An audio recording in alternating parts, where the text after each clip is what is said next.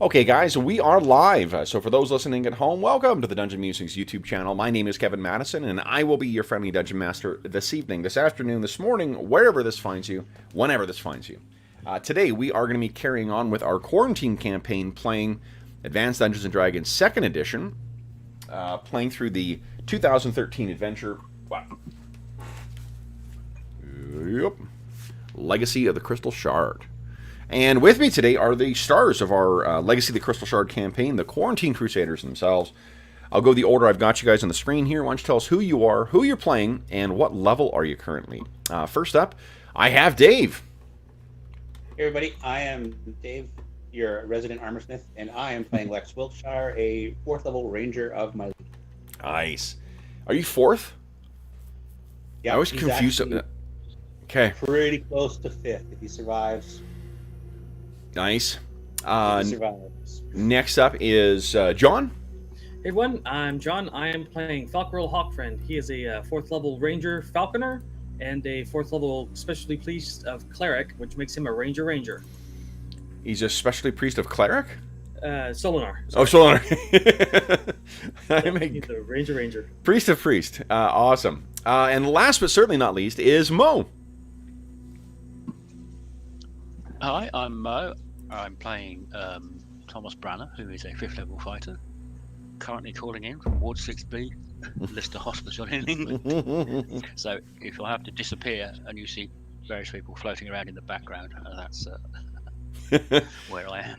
This is how dedicated a hero Mo is that hospital stay will not keep him from keeping his allies safe. So, all right, guys. So then we will be drifting. Yeah. So where we are, guys, why don't you guys bring, actually, Dave, you're the one who was here last time. Why don't you bring the guys up to speed as to where we are and what's going on? So we started last session with a number of ragged tribesmen captives. We tried having a conversation with one of them, but he was arrogant and foolhardy and would not give us anything decent except for jibes and insults.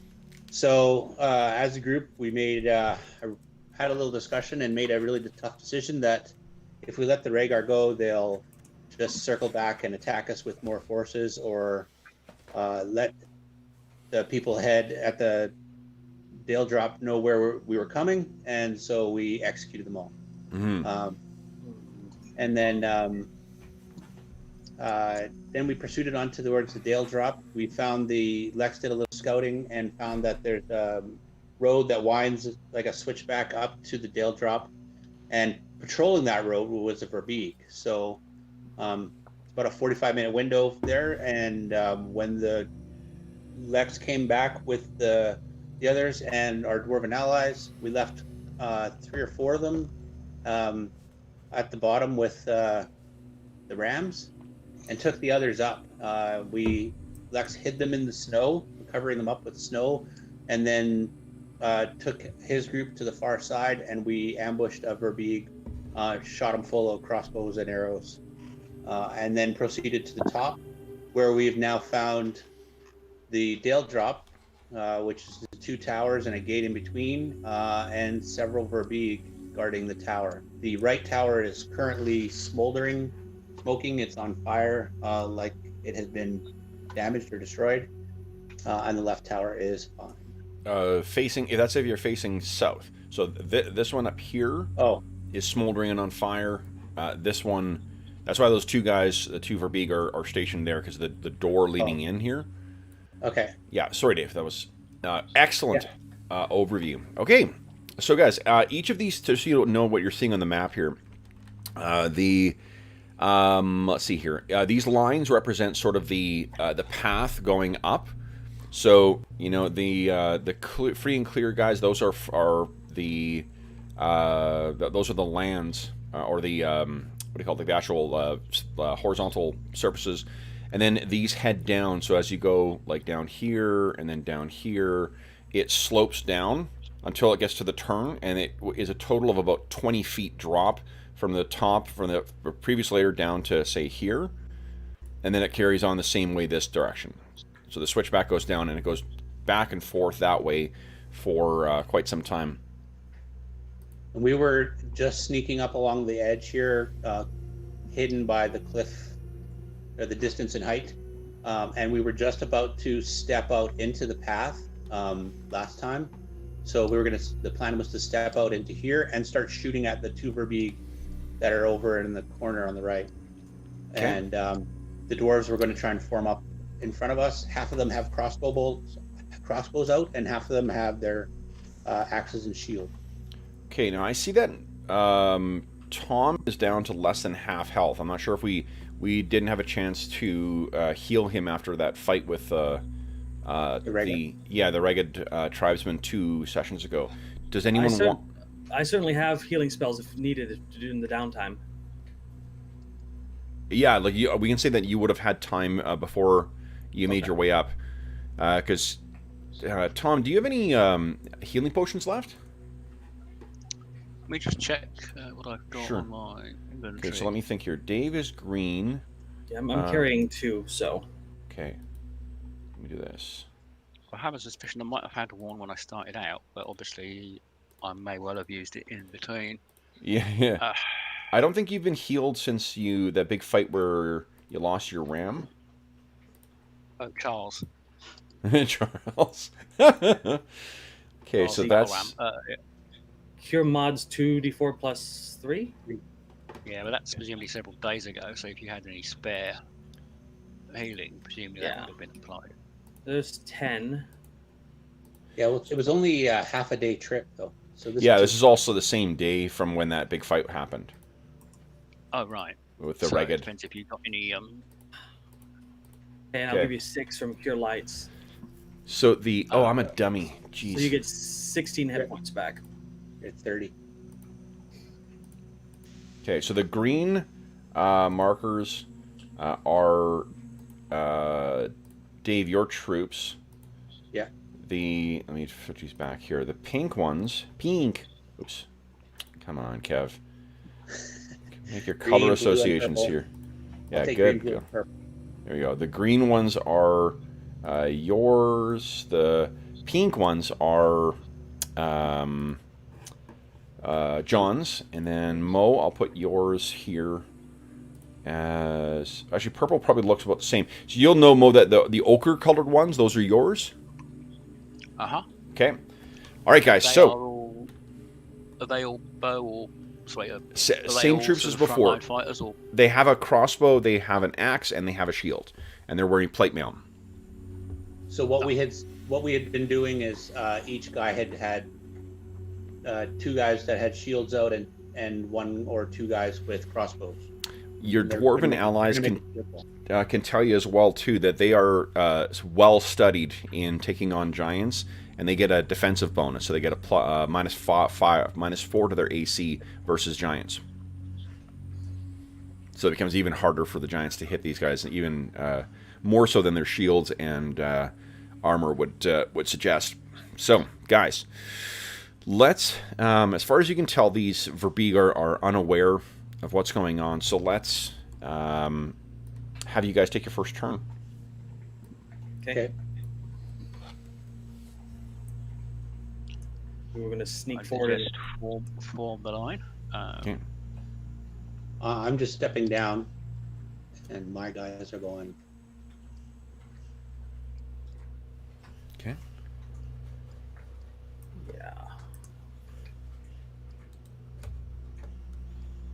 Yeah, I'm going to get there. Nice. Fred is quoting, I think, Henry V? Henry, is that the one with the what do you call it? The St. Crispin's Day speech? I think so. Yeah?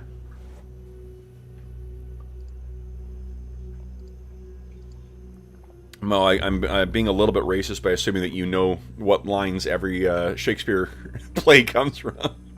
Oh, that's all right. That started off with a -4. Actually, Welsh with an E is an Irish name, not just Welsh. Okay. Apparently, it was Welsh people that went to Ireland and caused a lot of trouble, which made my mother amused. It's quite a common name, actually. It's not quite like Smith, but you meet a lot of Welsh with it. Okay. Sorry. So, Tom, where are you positioning yourself? Right, so I'm not quite sure what these red lines mean.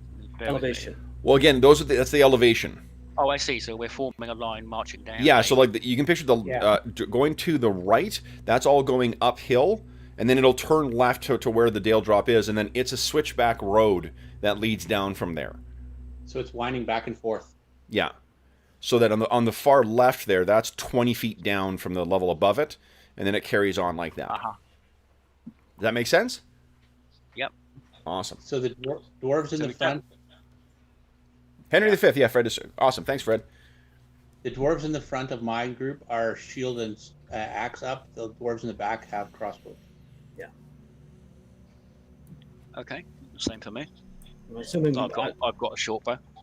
I'm Okay. assuming all my guys back here are using their crossbows because they're in the back. Okay. So remember the line of sight here, because this is going up. You guys are about, from where you're positioned, close to about 12 or 15 feet down from these things. So you're fortunate that you are able to see the Verbeeg, but they will get a little bit of cover because of the decreased line of sight. They're so big.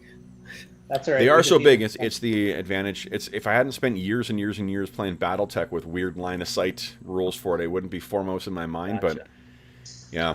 Okay. I get my bow out and I wait for the tone. Okay. I Was, fire all my 20 LRM packs. Does hitting AC3 hit him with that cover? Let's see here. So Lex definitely hits as well too. AC3 is a miss. Yeah. Yeah, shoot. Do you want to astonishing fortune that? You got 3 points. I Precious think it's few fewer. today. What Yeah. initiative are we working off here? Sorry. What base initiative? Oh, right. There's just a surprise round. So I'll let you guys right. you guys can. It's a little bit of free for all here. Still got one floating So astonishing fortune left over from my thing, so I Sure. might use it this session Yeah, absolutely. if it's needed. My dwarves don't have line of sight, so they're not shooting. I've got one. We'll give him a shot. Go ahead. Oh no, I'll go with a 2. Eesh. Not great. Ricochets off the stone. Okay, and Tom, I think you need to get to a better vantage point in order to fire, because remember that wall that you're against right now. That because the red line. What that is it's the cliff wall. right, I see. Yeah. It's 20 feet up at this side, and So it's like 5 feet up over here. Yeah, so it's probably about like 15 feet high that you're against. So, I mean, if you can move where Lex or Falcarol is, you could definitely make that shot there. I mean, the 11's not going to hit anyway, I guess. So, where you were doesn't really matter all that much. 3 points of damage from Lex. I'll stand there and be like the backup for the Probably Okay. enough other for- line. Well, we're going to have a front line here shortly, so if you want This thing is not pleased by that. So, guys, let's roll some initiative. Yes. Mo, you missed last session, so let's everyone decide what you're doing. And then, Mo, would you kindly beat my 3? Not good. All right. Slow. Okay, so these are large sized creatures, which means I'm acting on a 9, guys. So some of the dwarves are just going to move. They're forming up. Okay. So Crossbows are what? Speed 8? Heavier. It's a heavy crossbow, right? and 10. Okay. Yeah, they're quite slow. so dwarves. And move if heavy crossbows take a round to reload too. Okay. So if they're reloading, that's what they need to do, and you can't move when you're reloading a crossbow, unfortunately. well, none of the dwarves shot except for one. So Yeah. Okay. All right. So it looks like first up we have Tom and the dwarves moving. So go ahead, guys. Okay. So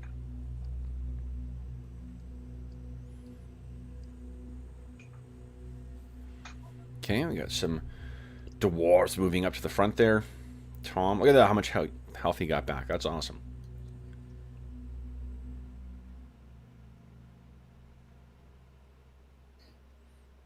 Okay. Moving into position. Oh, we need some axial music here, I think, too. Let's see. I assume the greens are forming up behind the others as well. Unless you're wheeling around to do a really long line. No, let's form a wall. Like 2 layers thick or what? Well, one layer of dwarves with their shields up, and another layer shooting crossbows. Good idea. That was the original plan. Well, it's Yeah, round so to load. You really need when you guys 3 weren't here. lines. That was the plan we made before you guys showed up. You know. Yeah, dwarves are really slow though. Okay. All right. So I have my guys are actually moving on a 3, so I guess I can start moving these guys. 4, 5, 6, 7, 8. Yeah, boom, boom, boom. And they shout out, I'm going to roll surprise for those other guys. That guy's not surprised. That guy is surprised. Yeah, boom, boom, boom, boom, boom, boom, boom, boom. Okay. Badly. All right. Then we have Falcarel, Lex, and that's it. Well, got the dwarves that are firing and moving. Okay. So I got these 3 are going to move forward and fire the crossbows. Okay. I'm going to do 3d20. Okay, here we go. And the one guy. One of those would be a hit. Boo. It's a d8 or a d10. D10 from a heavy crossbow. That's why the trade-off for having to reload for the whole round. Eesh. Okay. 2 misses from my dwarves. Okay. Those go wild. Boom, boom. Falco's going to come down. Okay. Mo, are your crossbowmen going to shoot? They did. No, Mo. Almost. Oh, No, they moved. They move double? Yeah, they move their full move, I think, to get in position. Yeah, it was a bit more than half, but yeah, they can't really shoot. Okay, and then it's Lex and Falcarel? yeah. I'm going for the wounded one just because. Hey! That's a hit. Bonus to damage because my Okay. masterwork bow. Yes. Nice. Whack. Okay. And Lex, that is a hit as well. Are you guys focus firing or firing on different ones? Focus firing. That one. Just firing. Good stuff. Take him down. All right. Then, guys, we have your second volley. I think that's everybody. Shit giants. Oh, my God. Nice. Just warming up here. Okay. 5. Oh, my gosh. Look at this. That's so close. Okay. So then, guys, that is the end of round 1. We're on to round 2. So here we go. Mo, we thank you for your service as the initiative roller. And Dave, we now turn to you. Would you kindly beat my 10?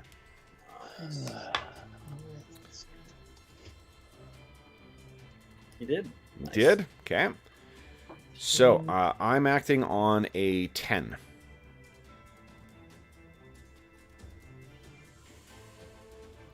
And if those dwarves are going to fire again, remember that they got to reload this round. Yeah, my green dwarves are not able to fire. Yeah. I've got one that can.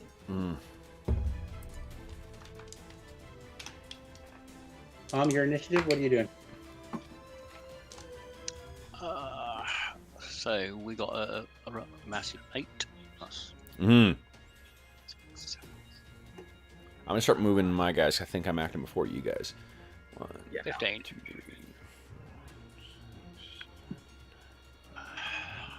I'm assuming we're moving and shooting with phalanx. Okay.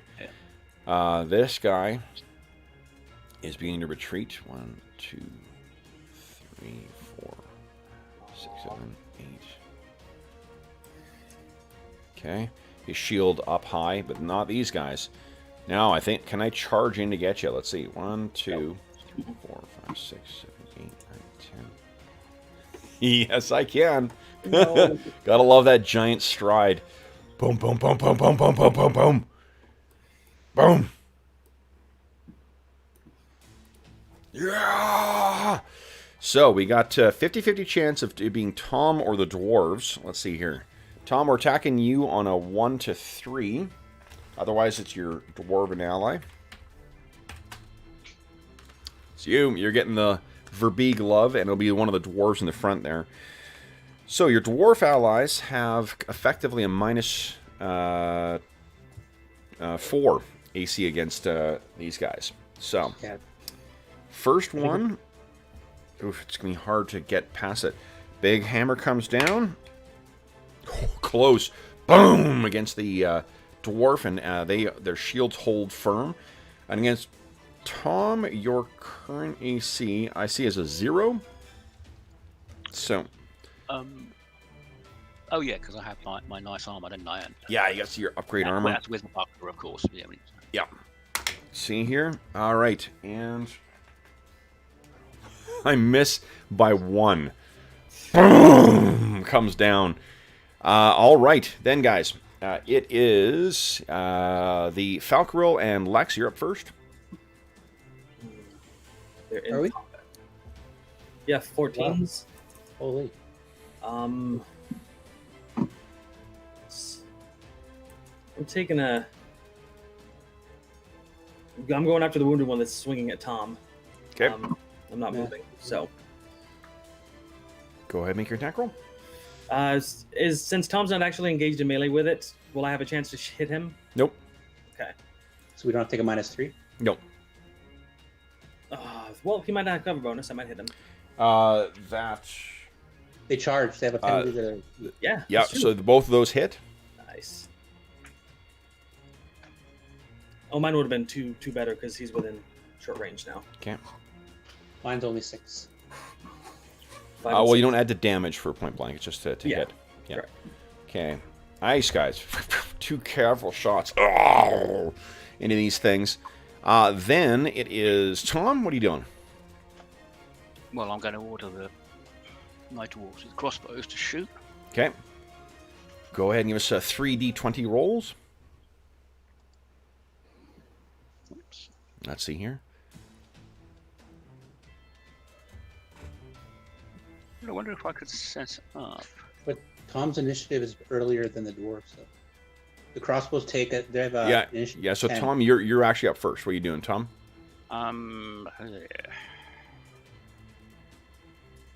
Okay, I would have tried to all right, park that for the time being. So that to hit them, I'd have to move forward, wouldn't I? Yep. Okay, he's going to step up and under, effectively trying to stab under the shields Okay.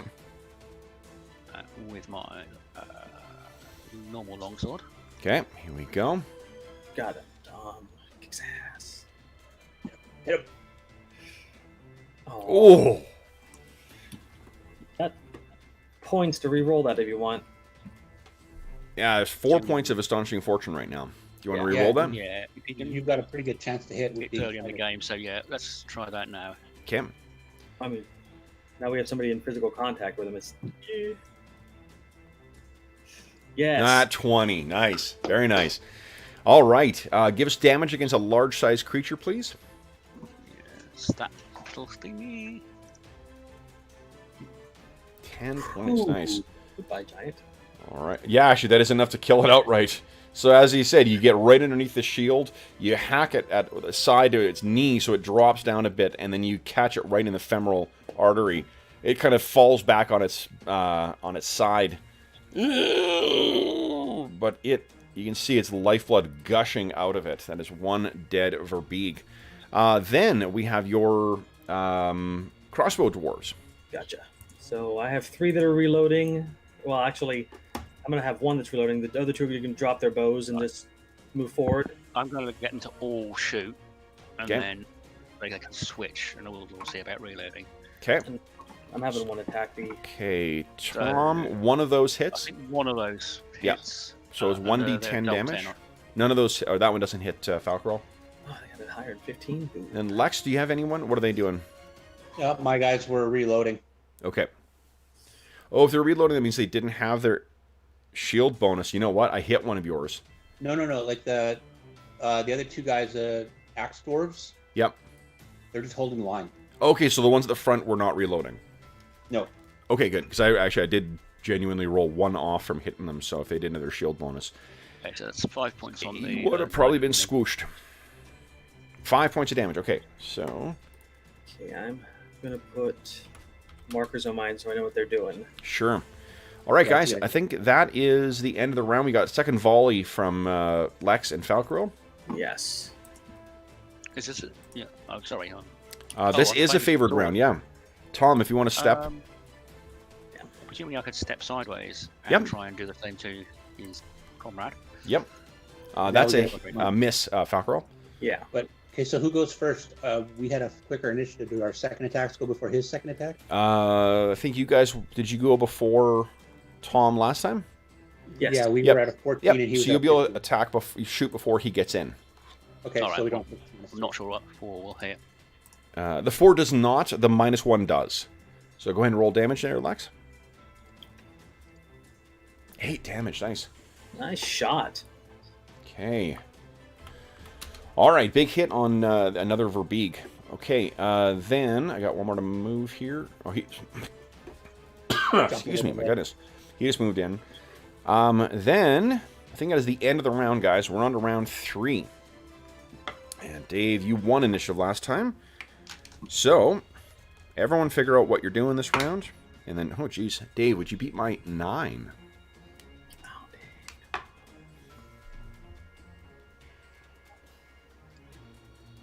Nice. I'm not until a 15. And the dwarves are going on. Yeah. Okay.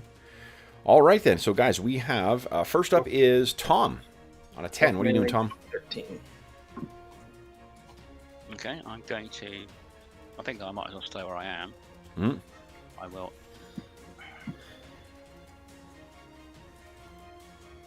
Take this guy down. Out. Oof. So that is a miss. This one clearly is seeing that trick you made against his brother. He's not leaving himself open again for you. Lex and Falcro, what are you guys doing? Ping ping. Plink, plink. Here we go. And he's close range, so +2. Hell yes. Hit. Yep. Kev, can Lex hold his shot for another guy to appear? Yes, he can. Yep. Yep. Okay. Okay. He'll tell his dwarves to hold their shots for the next giant. Okay. So the thing is that the held shot means you're only going to shoot once this round because you're holding a specific action instead of engaging the full rate of fire. So. Yeah, Okay. that's fine. I don't have the same skill as Falcro does with, so I'd have to take a -6. Sure. Okay. Here we go. Big hit. And then you will have your chance here. I'm actually moving on a 9. So I should have gone before here. 1, 2, 3, 4, 5, 6, 7, 8, 9, 10, 11, 12. Here we go. Go ahead and make your shot there, Lex. Okay, so hold on. So that guy moved on a 9 instead? He would have moved on a 9, yeah. So then my initiative comes up at 11. I wouldn't have had to hold my action. I Yep, could have that's just shot right. him. Yep, yep. So go ahead and make your shot. Okay. Yeah.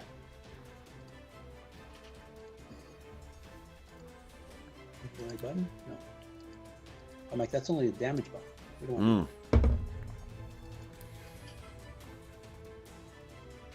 No, AC4 doesn't hit her, I think. AC4 is that it's very, very... Nope, 4 hits. What is it? Yeah. Oh, no, it doesn't. Sorry, I forgot his shield. No, it does not. Yeah. Okay. Thunk.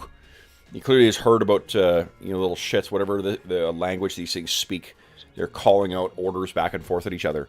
And then Lex calls out, crossbowman, aim for the one in the back. Okay. Next up will be the dwarves in melee. Okay. These two move up forward and fill in the gap between the crossbowman and the giant and raise their shield. Okay. Love it. Lex, go ahead and make your attacks. I'll have to rewatch Zulu and some of the actual quite interesting videos on YouTube about One hit. Tactics Oh, at yeah. the time. I've got one firing at the guy in the back too. Doesn't hit. Does the Okay. 18 hit, Kev? It does, yeah. The 18 does hit. There's a great, you may know about it already, Mo, but there's a great YouTube channel called History Buffs, and he does historical analyses of historical films. But it's not like snarky or, there's no shtick or whatever. It's a really good, interesting, comprehensive review of them. One Wow, of that's the dwarves big Hi. damage, Lex. Holy shit. Yeah, one of the dwarves steps up with vigor, getting Although- to fight a Verbeeg. If it's an axe, it's 1d8. Oh, is it V8? Yeah, that was melee. Right. Yeah, battle axe is 1d8. That's right. I thought that was a crossbow. Oh, man. Sorry. I'm so sorry. No, that's the way it works. That's the Yeah. dice. Jeez. Okay. Do axes have a bigger damage dice against large creatures? No, battle axes do 1d8 against both. That's dumb. Yeah. Battle axes get the short end of I was actually, it's PF1. I think PF1 is the one that does them best because you get ×3 crit multiplier. So I like that. They have DR. They ignored 1 point DR, but Yeah, that's true. That's for our house rules. That's a way to try and make them a difference because with Beargore constantly role playing using axes, it kind of sucked for him that they were constantly the shittier option of them and longswords. Okay, then guys, it is that one surviving Verbeeg. He gets to make his attack. Yes, simultaneous to the dwarves. Did you guys roll for your dwarf shots already? Yeah, I didn't. I Did you? Okay. didn't. So that's simultaneous to this. All right, so I have 2 people who injured the Verbeeg. There was one dwarf, and Tom missed. Oh no, Tom hit him before. Did you have Tom? Have you hit this Verbeeg yet? I haven't, but he probably saw me. You know, Drop. That's true. Drop his allies. So but stab him. So Yep. he's probably a bit. but Here we go. the history of dwarves and giants. That's... 1 to 3 against Tom. 4 to 6 against the dwarf. Okay, against the dwarf. So here we go. Brings that big thing down. You probably think. Dwarf that just large, funny-looking dwarf that just killed my mate. You guys are wearing all dwarven armor, so you do appear to be oversized dwarves. So what it does is that he telegraphs his move, and the dwarves sort of step aside, and the big club hits the ground without connecting with any of you guys. That is the end of the first round. So we have second volleys from Lex and Falgirl. Guy in the back. Actually, I'm gonna tag the guy up front because I got a better chance of hitting him. Okay. Yeah. Are you taking any? Yes. I would like to Astonishing Fortune that. Okay. That's why I'm shooting at the guy in the back. Yeah, Yep. but it's like only that is gonna make me hit it. That's a hit on for Lex. Okay, +2. There we go. There you go. Okay, so that's a hit for Falgirl. Okay. Lex, that's 3. Okay. Mad. Whack. And Falcor, wow, big hit. Holy smokes. He's breathing funny. You can hear something wet in his lungs. And then it is, let's see here. I think that's the end of the round then. So we are on to round 4. This will be a favored round. So, Dave, once again, would you, let's see here, everyone decide what you're doing for the round, and then Dave, beat my 1. Well, our dwarves crossbowmen didn't shoot. Yours didn't. Mine did. Yeah. Yeah, they got the 1 hit. I've marked mine as reloading with the crank thing. Yeah. Okay, those both miss. Okay. All right, so Dave, would you kind of beat my 1, please? Oh, God. Nice. Excellent. Ties it up. Okay, so I'm not until a 7. Dwarves melee is an 8. Ooh. That's going to be tough. See if Tom can make the difference here. Dude All charging right. in can be just in time to get hit with arrows without his armor. Okay. So first up is going to be Thomas. Thomas, go ahead and make your attack. It's the obvious one. Yeah. No, this is favoured, so he should go down. So I'm not going to Come on. use Astonishing Fortune because we need to keep at least. Oh, Dang it. oh shit. No, I've got another attack going, so Okay. So then, this is simultaneous. Lex and Falcor act simultaneous to this guy attacking. So you guys go. The guy up front? Yep. Yeah, I'm going to try and take him down. Okay. Come on, Solinar. Got my... Nope. Oh, no. Okay, so... Nat 20! No, 20! dwarf. Oh, shit. Not the squishy dwarves. Oh, no.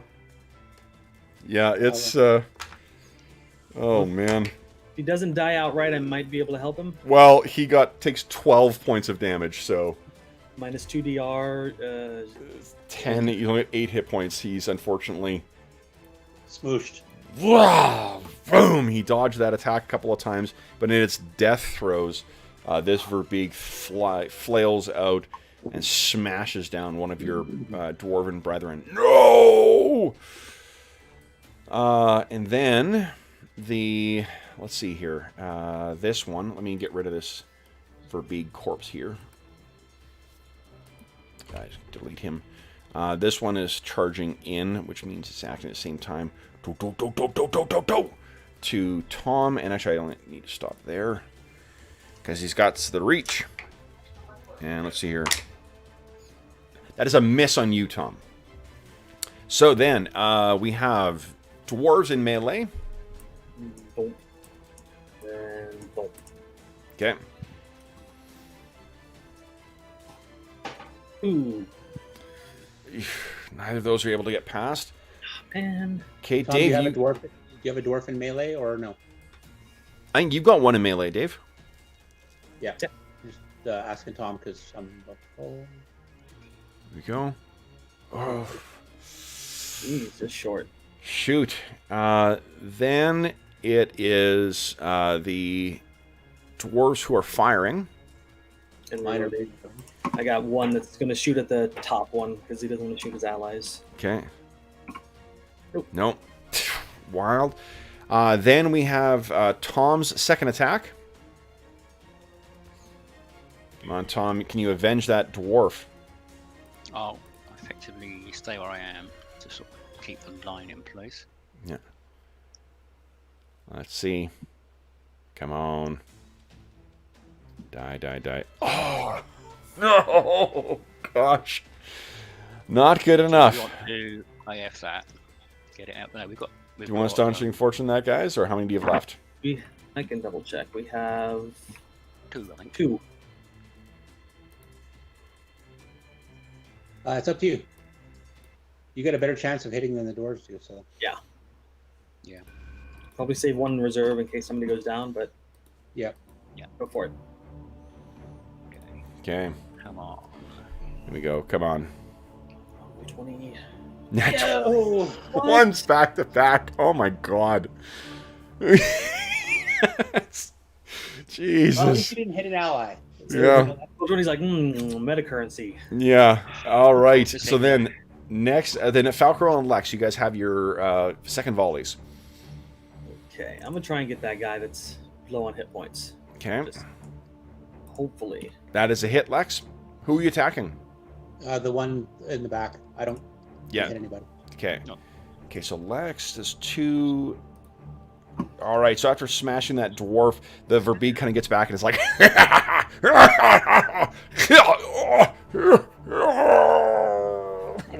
and drops down. And then this one here took 2 points of damage. All right, Yeah. I'm going to check some morale here. Giants do have very high morale. Yeah, and this guy's, he's not going anywhere anytime soon. Rolling so high. Yeah. And then, well, I already filled morale for that one guy who went to run off and gather allies. I mean, I'm not sure what allies he can find apart from the whole army on the other side of that wall. But Let's hold the line until the first crossbows go. okay. Then, guys, we're on to round 5. So, Dave, you tied me yet again, showing me up with a nat 1. Everyone decide what you're doing for the round, and then Dave, oh boy, beat my 10. Ooh, keeping it interesting. So I'm on a 16.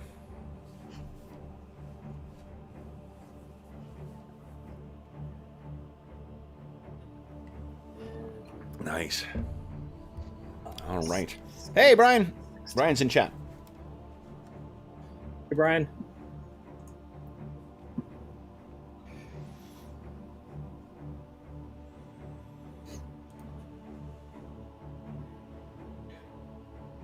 Oh, thanks. So, Nunya Business wrote, "Hey, thanks for sharing these awesome games with the storms and power outages this week. Watching this has really inspired me to get back into 2E. You all seriously rock." That's one of our Night Below ones. So, thank you, Nunya. Nice. We are glad. Best responses we get is when it gets any of our shenanigans get people gaming again. So, that is fantastic. All right, so everyone's in there, looks like. Okay, so first up will be Lex on an 8. What are you doing, Lex? 5, 10, 15, 20, 25, 30, 35, 40, 45, 80. Okay. So Lex is running, and then... You want to do me. Bear with me while I get my blood pressure check. Yeah, for sure. You got it. So that's 40 on the... Sorry? Because I can... My normal move is 8 squares? No. 8 squares, yeah. Did I do that wrong? I think I did that wrong. Yeah, so you should have been able to move 16 squares. Okay. Yeah, that looks right to me. I mean... this is a traditional Dungeons and Dragons. I moved to 80 here, which is 8 squares. Yep. And then another 40, and I wasn't sure what I'd see here. So he comes ripping around the corner. Yeah. Does he see the verbeek there, or is he... You do, yeah. He's getting over there, and he's trying to... He's fumbling with the gates that are there. Okay. Yeah, I'll stop there. I'm not going to move into melee. Sure. All right. I think if he... Let's see if he does see you here. He does, but you can see there's a look of terror in his eyes. Because, like, he ran down the corner there and then was riddled with arrows and nearly killed. So he's limping along, leaving a blood trail behind him. Trying to get that door open. Then next up will be Tom. Let's do Tom after Mo gets his finishes his check. So Falcarol, you're up next. Okay, I'm gonna move 4 squares here. Yep. And pop a shot at the giant. Go ahead. Close range. Activate. Nice. Yep. Big hit. Yeah, well, I have been sort of lying down there for a long time, so. Go. Right into its side. Yeah. Then it is, let's see here, dwarves in melee. They're going to hold their attacks until the crossbowmen shoot. Yep. Yeah, they gave the order, so mine are listening. Okay. Go ahead, guys. Okay, I got 1 firing, so. Oh. Nope, that's not gonna do it. Ooh, Nat 20. Yep, that's a hit. 10. Nice. Okay. All right. We've got. Oh, if you have any crossbowmen, now's your time to shoot.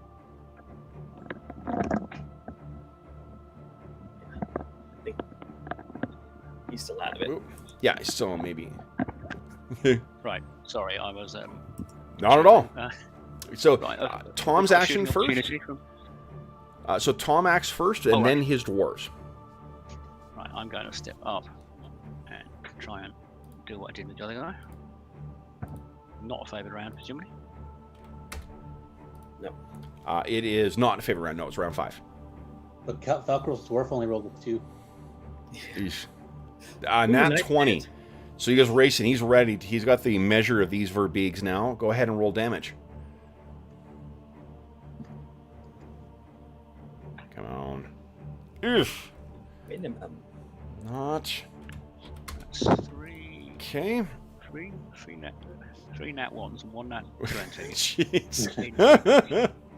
I've never rolled that with physical dice. Okay. Go up more. It was 3 crossbowmen. Yep.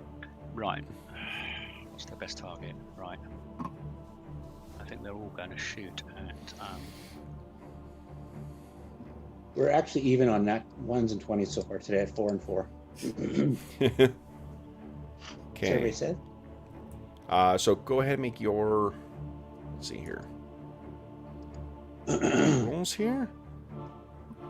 Oh. So can the dwarves hit Tom? Yeah, I think you had 1 extra space in there, Mo. There we go. That's a hit. That's a miss. That's a miss. So 1 hit. Oh, and that actually hits Tom. And so does Falcrill's. Okay. Because Tom. No, I fired before he stepped in. He wasn't actually in range. Yeah. Okay, so then, Tom, I need you to give me 2d10. The first one will be against the Giants. The second one will be against Tom. It's a self-inflicted wound here.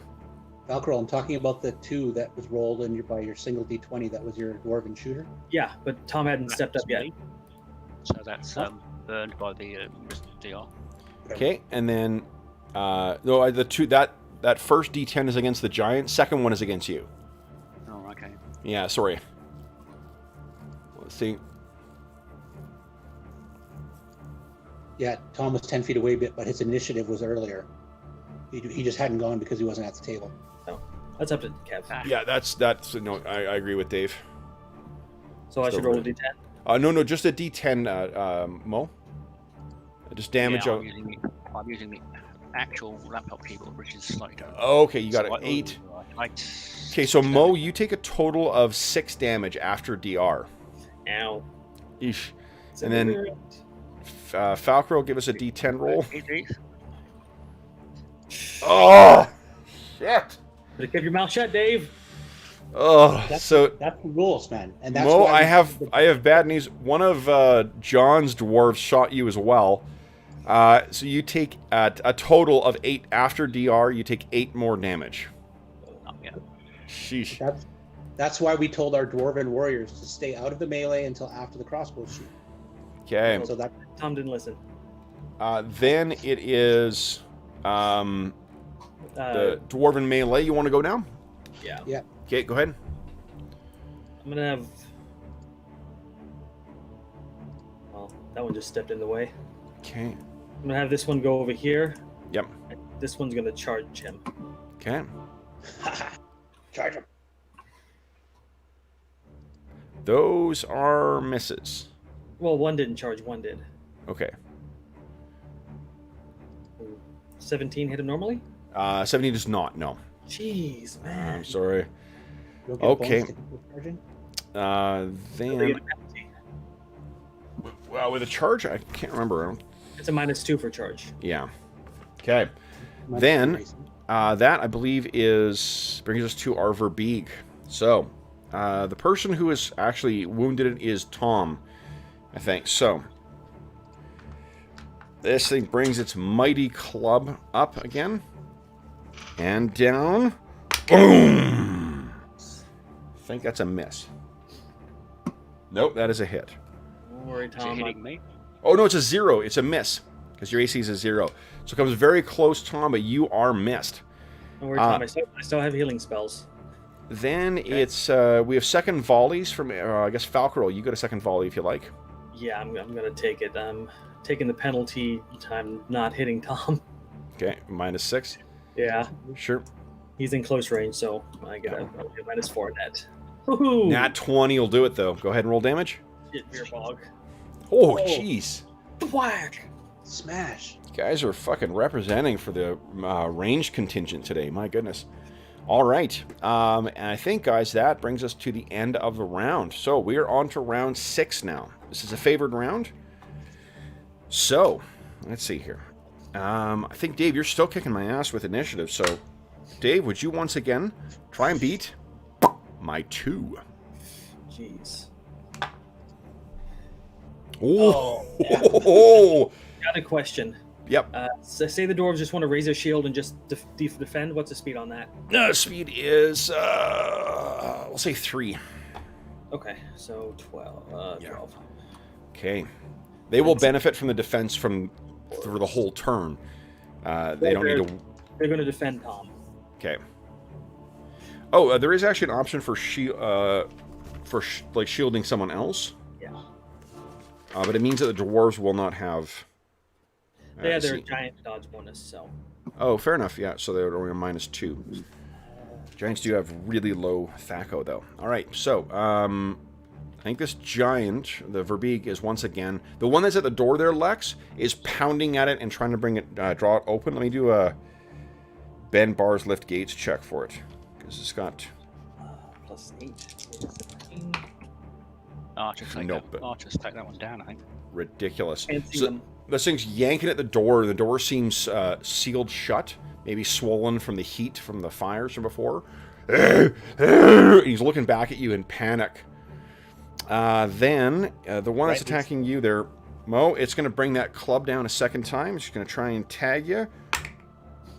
But a 13 will not do it. Boom! Another one missing you. Next is, so the dwarves are on defense. Then we have Tom on a 14. What are you doing, Tom? Well, I think I will turn the pleasantry of trying to hit him. Nice.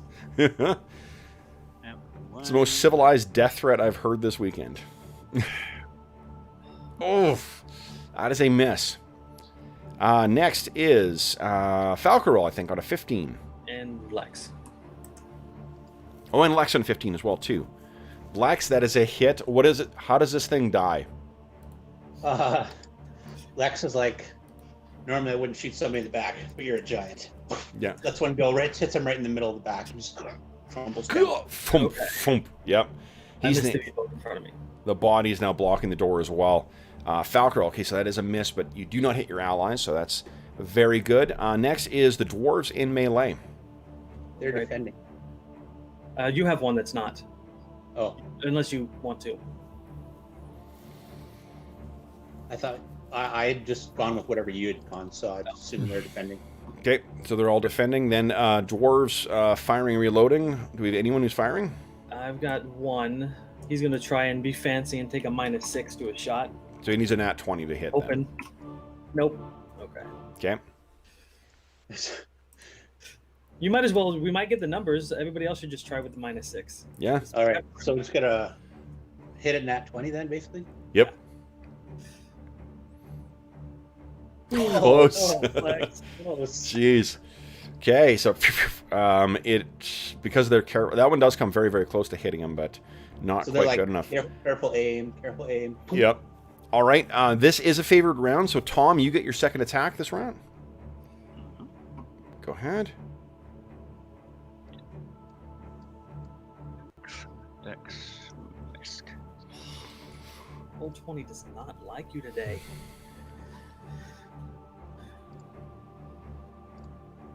Lex will take a -6. What the heck? Oh yeah, Tom has Backs a up, miss. backs Go. up a little bit, Yep. turns and fires Holy shit, that's a hit. with a minus. Roll damage. I'm gonna do my -6 shot too. Come on. Well, hold on. Lex may have actually. Yeah, Lex killed him already. Oh, okay. Whoa. Boom. So this thing's been like smashing down, trying to get the melee fighters, and then suddenly kind of slumps to the knees and slumps over backwards, and you can see Lex there standing all badass, about 10 feet up on the slope to having killed him. All right. Hey, Lex, gather arrows. I'm gonna tend to Tom. Okay, I shot 10, so if you want to roll 10d2 to see if even recover. I shot 10 as well. So I must admit, I just say call that half, and I think that's what we always did. I'd rather roll. Yeah, I like the roll because it sometimes it works out, sometimes it doesn't. Okay. on evens, I go with on evens. They're not broken. So Yeah, me too. Okay. Oh, that's good. We only lost 5. Wow. Wow. Lex will hand you back 8 arrows, and he'll keep. That's good. Oh, actually, mine. You got 9 hit points back, Tom.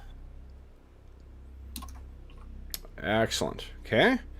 All right. So with this done, what you guys can hear is the sound of the wind whipping through the dale drop.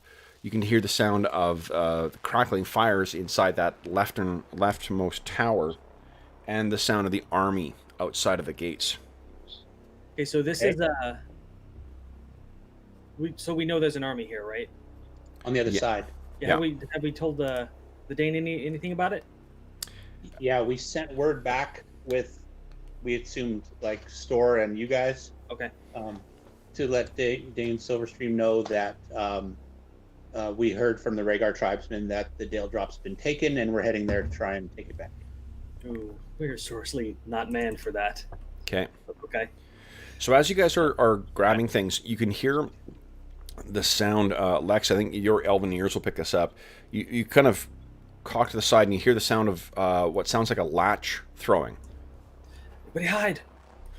No, I'm running for the door. Like from the gate where the giant was? From over here, actually. Where? Which one? Over here. Oh, Oh, okay. What that's you the see impact- that's is the impact one? there is a group of 4 dwarves that step out. They step out, and Lex is already like kneeling and planting arrows and got his Yeah. bow. And She's Falcon was like running over to about to. So Okay, so you stop, and then they look over. he's And they wearing say- Dwarven masterwork banded mail. Yeah. They look and say, "Who sent you?" The Dane.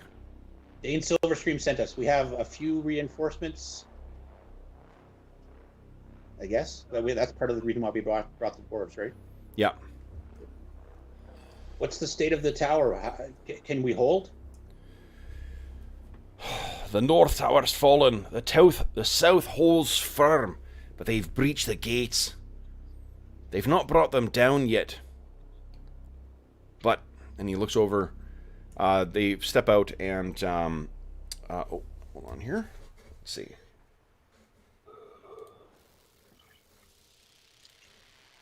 Lex is like, maybe we severed the giants' heads and roll them down from the gates. So on the far side, what you guys will find is that the so this is Luthan. Okay. Well, I'm hearing the sound of somebody eating. If you could mute that, please. Thank you. Beauty music. Okay. So Luthan is Luthan Broadmaker. He says that the what do you call it? The gates were breached, but they were not. It's basically an enormous what do you call it? Like a pile that a board that they would stick in the doors to keep them sealed. But they managed to get in and yank them off. Something came in. The northern tower, they heard the screams and saw something huge and furry going through them. Can you and the dwarves reseal the gates if we go and take care of the tower? Yes. Then we'll do that. Okay. The tower, do you have a way? What it is that the other tower is burning. Oh. Yeah. Lex turns to Pearl and Tom. It's like, sorry guys, I just volunteered us to help with the other tower. The other tower is burning, so maybe there's nothing in it, but maybe there is. Who knows? We Do have you to check it out. They have wells in each of the towers, so there are ways of accessing. Or I mean, it'll be a magical kind of thing, I think, not actual well. But I mean, it's going to be limited in trying to put that out. Do you guys have any thoughts as to how to put the fires out on that other side, or Maybe we can get our dwarves to do a bucket brigade. yeah, it's tossing. I mean, there's plenty of fucking snow around here, for sure. Yeah, I'm not sure how well fire will work though. I mean, snow will work on the fire. Yeah. Well, it's water and it smothers it, so Yeah. So I think the dwarves are able to seal the gates again. If you want to see what you're in store for on the far side, they will show you. And it looks like there's a group of maybe about 100 troops that are gathered. Honestly, not nearly as many as what you thought. But it's a mix of ragged tribesmen, and there are some giant bears that are among them as well too. Lex says it might sound a little grisly, but it might be a little demoralizing. We can cut the heads off these giants and put them near the gates, and if these guys start advancing, roll the giant heads out at them. The dwarves are very much on board with that plan. Yeah, so they'll get those things ready. Word needs to go to the get back to the Dane And the troubles, the ravens were actually the ones that were sent. They because of the weather, the way the weather's been the last little while, they've been keeping those. The number of ravens they have in the Dale Drop have been going down and down. The ones left right now were taken out in the left tower. Well, guess who has a falcon who's perfectly suited to these conditions, and I can magically aid it to get there. Okay. Do you have it trained to deliver messages? Well, I've got the animal messenger spell, so it'll magically assist him. Oh, let's see here. Let's see what Animal Messenger does. Yeah, it's the messenger spell, yes. That's kind Okay. of cool. And if that's not going to work, we can always send back some injured dwarves. That too. There's 4 injured dwarves watching the rams right now, which we can go and get. Oh, is Animal Messenger from the Priest Spell Compendium? I think so. It's a messenger, the spell. It doesn't say animal messenger. Oh, Messenger. Okay. Is that level 1? It is a level 1 spell, yes. Level 1 spell. Okay, let's take a look, see what it does. See what it does. I had it pulled up. I prepped it specifically in case. Oh, for sure. Yeah, no, that's just it's the first time we've used this spell in game, so never a bad idea to see what it does. Messenger. Here we go. Spell enables a priest to call upon a tiny creature of at least animal intelligence to act as your messenger. Does not affect giant creatures. Does not work on creatures of low intelligence, 5 or less. If the creature's within range, you can lure it with some type of food. I figured my hawk would be willing to do it. Yeah, I'm not going to give it a saving throw. Communicate with the animal in a crude fashion, telling it to go to a certain place, but directions must be simple. You can text some note. Yeah, it does exactly that. Yeah. Turns asshole into a messenger. Yeah, when the spell duration expires, it returns to its normal activities. I assume it would come back to me. Yeah, and it's He's got the your loyal level. bard. You're level 4 right now. Yeah. So it's got 4-day duration too. So, yeah, you can send it off. Absolutely. It'll keep him out of trouble. Good stuff. Okay, so then that's awesome. So you're going to make use of, and you can count that as a use of both your spell and your ranger ability, because that is a class specific thing you're taking advantage of, or a kit specific. Second. Okay, so my headphones keep wanting to slip off now because of stupid long hair. Now, guys. Okay, so we're about our halfway point right now. Why don't we take our mid-session break now, and then we can come back and refresh with refreshed beverages and such, and then figure out what you guys are going to do for the remainder of the session here. Yeah, I'm like over here. I'm getting parched. Tom has a nitty mic issue, so I'm like, okay. Yeah. Oh, is Tom? Tom, are you having mic issues? No, he wasn't. So that's why I'm parched. Oh, No, I just turned it off. Remember mic issue drink? Yeah. Exactly. Well, that was All a right. deliberate one to have a Kit Kat. So is the mic still down? No, we can hear you perfectly. Okay. Okay, so then we're going to take a 5-minute break. We'll be back momentarily, and we'll check in with chat when we get back as well, too.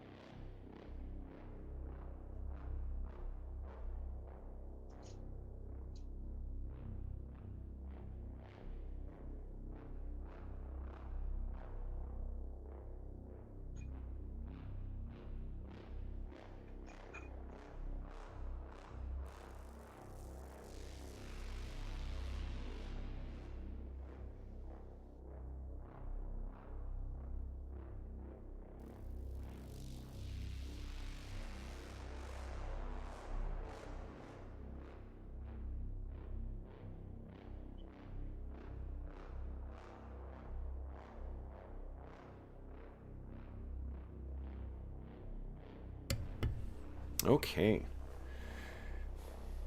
Hey, Flame, what's shaking? All right. Yeah. Let's wait for Dave to get back.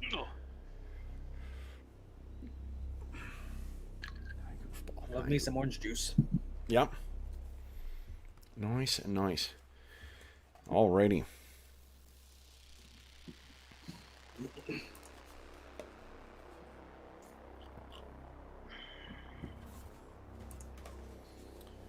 Wow. Can't believe we handled those 4 fairly easily. Yeah. Well, they certainly have, like, these things are only about 10 feet tall or so they're not anywhere near the way that proper giants are. They still hit pretty darn hard, but not nearly as bad as what, like the Fomorians that you guys fought in Night Below. I think it's interesting how we coincided giants in both games. Actually, all 3, because we just had giants kill Arlen's character in our Ash game. Oh no. Yeah. That's sad. What level was he?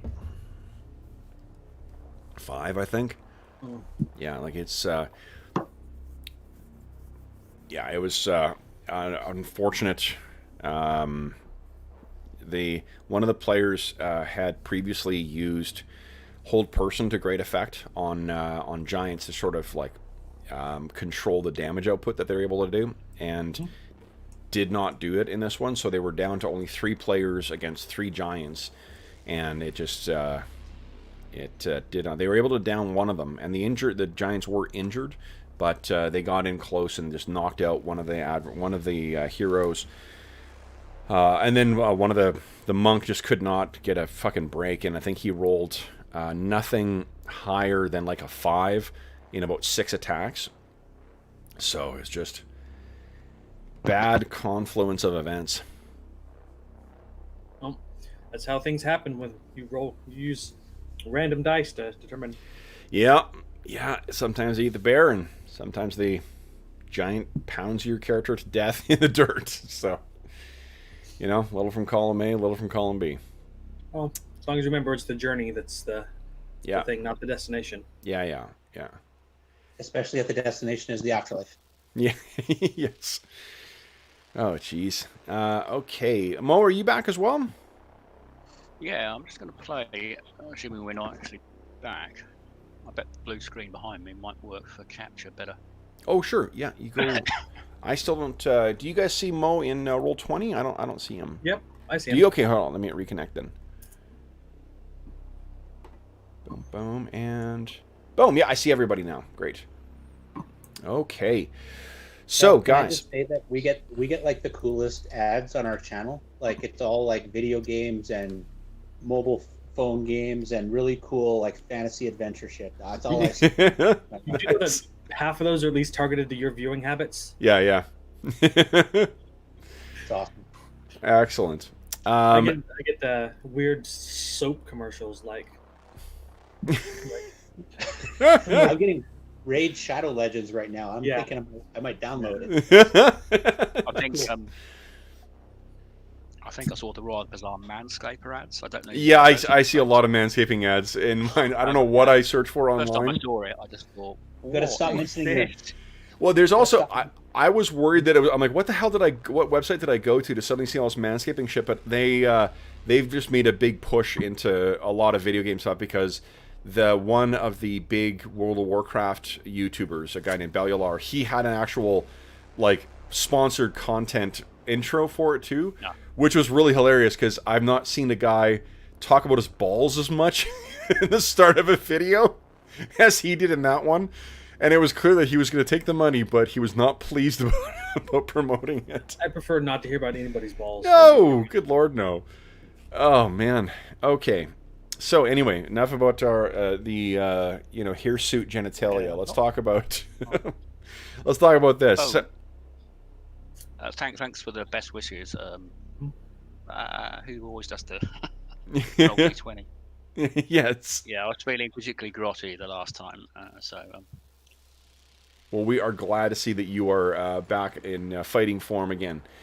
Well, taking down giants left, right. but I've got You got your witch? well, I've got my medication. Outstanding. Well, and I've Make also sure got you take the stuff that comes in that way as well. Nice. No spitting the medication out like Dr. Xavier and Logan. Yeah. All right. So then, guys, you are having a bucket brigade going, you said, on the other thing, and you're sealing the gates. So Can we bring our rams up and these guys from the bottom? I think what you... Oh, yes, absolutely. I think what you're going to find, guys, is that... Oh, and you've got to give...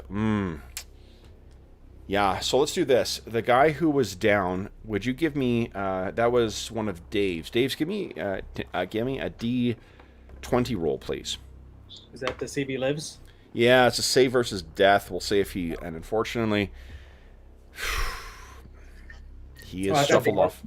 That's a valiant death for a dwarf to fight Verbeegs in a battle that was victorious. His loss is mourned, but I mean, was saving not his homeland as well from giants. No, there are few better ways for a dwarf to go. Within the actual tower, there are 10 more dwarves as well too. So let me just add that to the detachment here. There's no way of triggering a snowfall or a small Like an avalanche, you mean? avalanche. Yeah, where the fire is. There's no way of just like there's no overhangs for goodness sake. It's no, it's certainly possible. Like the Dale drop itself is right at the sort of the where the Kelvin's Cairn, the big mountain, kind of ends and then it turns and goes down. It's possible, and it's been snowing like crazy for the last like month or so. So we teach the dwarves to all start from the sides and start making like snowman balls, and they just kind of roll them all towards the middle, and then we start pushing them up towards the gate, and then we push them all out at the same time. No, that's not going to work. Well, it's another way of moving a large amount of snow, I suppose. Yeah, I mean, I think I'll give it a chance of. What are you thinking of doing? Of like burying the entrance here? Well, where actually are the fires? The seat of the fire. They're in a plains like where the Dale. This is right at the cusp of the actual path down into the valley. Outside of there is just sprawling mountainside. So from where we are, and we did a switchback to get up. Is there something like a switchback or something on the other side? Nope. This is right at the start of the highest point of the path down. From here, Right, what you can picture seeing out is. The first of the camps is probably about maybe 50 yards away, and then it fills up a camp with. There's more Verbeeg that are in there as well too. What there is not is Yeti. Maybe we don't want them to know that we've secured the Dale drop just yet until we get like the fire under control and get the dwarves organized. Well, that does make me think we could actually try and trigger an avalanche down on them. Or does the zigzagging nature of the sort of trail stop it sort of doing that? Well, no. Remember, the zigzag leads up to here. So if you're looking from the back side, let me see if I can. I'll try and draw something on the map here. Just trying to explain this. On the other side of this gate, it just slopes straight down. There's no zigzag. What it is yeah, like this reaches a point where the Dwarven Valley itself it extends out from Kelvin's Cairn like a rift right in the earth, right? And the only real safe way to get down into that at this end is the Dale Drop. And then what the dwarves have done is around the entrance to that Dale Drop, they have built this small fortress here. So the fortress is preventing the things that are traveling across. If they went around the fortress here, they would be facing a drop of 100 or 200 feet to get down into the valley. Can we take wood from the tower that has been burning and use that to reinforce the gate? I think what I'm going to say is that like what you're able to do is bring the fire under control, but it's the inside of that tower with how long it's been burning, it is pretty useless. Yeah, it's effectively useless. So it's not. Fortunately, you've stopped it. So like the support beams and stuff like that are still in place for now, but if something big decided to throw itself against this tower, you're not confident that it would hold. The wall, Right. I've got a little thin wall there as a representation of the gates there. It's much thicker than that. I just couldn't find something thicker. Okay. What Lex is wondering is, and this is, you leave this up to the dwarves, they're the masons and whatnot, but is there just a way that we can secure the wall a little bit better to buy us time for Dame Silverstream to reinforce? What do you have in mind? Well, maybe even removing wood from the existing tower, like walls and partitions and whatnot. Like, Yeah. yeah, you can rebuild that stuff later, but we need the Dale drop to hold. To remove, I'm not sure any wood that would be easily removable from the tower is probably so damaged by fire that it's not going to be terribly heavy. And the stuff that is solid, it would be pulling out structure in the tower. What probably has happened is there's been some stone that's fallen, though, so you might be able to start moving some stone from out from there. Okay. Okay. Well, it'll depend on how much time we've got. Yeah, I mean, we've got some dwarves that can probably help us Yeah. move the stone. So, So what I'm going to say, why don't you guys give me, let's see here, And with these towers, Kev, is there a way to look from the top of the tower? Like is there a parapet or? Yep. There's a way of getting to the top, and you can seal the top as well too. What they assume happened is that something got inside the other tower. Something got in. I think we need. It's we not need there to look anymore. out on both towers. What was that, Mo? I was going to say in that case we need a lookout on both tower tops. There are definitely lookouts on this one. Yes, those of you. Let's see here. Do the rangers? Do you guys have the thief climb skill? I mean, everyone can climb in AD&D. Just Yes. Well, no, actually, we have a base of 40 is what I have in mind. So okay. Yeah. So that's just the regular. So I think because there are handholds. I mean, I think that once the fires go out in there, you will be able to sort of clamber your way up there. It's going to take a climb check to get yourself up. How far are the towers So apart? the towers don't have any internal structure. We can't. The one No. tower does, like the tower that the dwarves held. That one does. They are able to keep a lookout. They are able to Alright. keep an eye on the what's going on outside of the camp. All This right. one's So saying the no. other towers collapsed internally. I didn't quite understand that right. I see. Yep. As long as we have one tower to look out from and keep an eye on, we make sure that there's always somebody up there. So let's do this. Someone give me a D10 roll, please. Kind of making the dwarves are probably doing that already. But Yeah, they have been. They just can't. They're avoiding going on the actual top layer, like effectively the roof of the tower, because they think that that's what happened to the other one. Is something managed to get in through the door, because they didn't breach the gates first. That someone got in through that tower and then was able to throw the gates open. All right.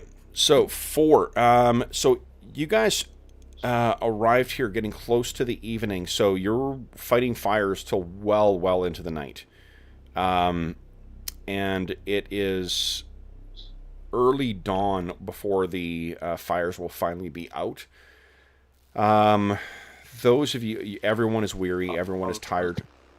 I was going to suggest the spells casters can rest. If that would just be me. yeah, it's just Falcro, I think.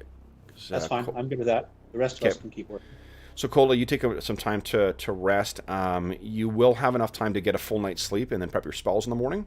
Do you want to offload any of your spells before your rest? I've got 2 cure lights left to offload. So I'll give them to Tom. It looks like. Okay. Let's see what the first one gets him. 6. Yeah. What do I get for? Oh, I'm not sleeping, am I? Okay, so first thing you get, you're sure up to 32. He's only one short of his full. Okay. Then I'll probably One hit of the another. Yeah, one of the dwarves is going to get 4. Okay. Yeah, because I'll presumably. Well, no, we haven't slept, but for one off, it's not that bad. Yeah, unfortunately, you guys won't get a chance to take a rest if this is what's going on. So maybe one of the injured dwarves on the bottom. Yeah. Blue guy? All right, so the fires are out in the one, and what you guys, what sort of wakes you, Falcarel and Lex, is that you hear word that there are 2 Verbeeg and 4 barbarians, or 4 ragged tribesmen who are making their way towards the gate. Okay. Do we Just have wait- the just- idea of, do they have, think do we have time to this- create a snow? This is where we roll the heads out, guys. Okay, dwarves, roll the heads out, and then close the gates up. Okay. Now, to secure the gates, you guys have been piling stones and stuff in front of there. The way that I understood what you were suggesting, Lex, is to throw it out of the windows of the tower. Oh yeah, we can do that too. Okay, because that way they're still secure. So yeah, Or over the top, or whatever. If the windows are too small, then yep, they can get. If you guys are going to protect them as well too, you guys can get there. So the other tower still holds. The fires are out, but the interior is quite destroyed. Does anyone want to climb to the top of that tower, which is now going to be mostly open to the sky?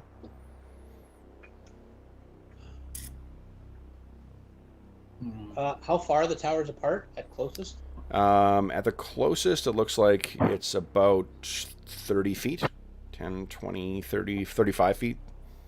So if I was Captain America, I could jump it, but not really. Yeah, or if you had the jump spell, that might help. Okay. I don't want to climb it. It seems dangerous, and I'm wearing heavier armor. So Okay. Yeah.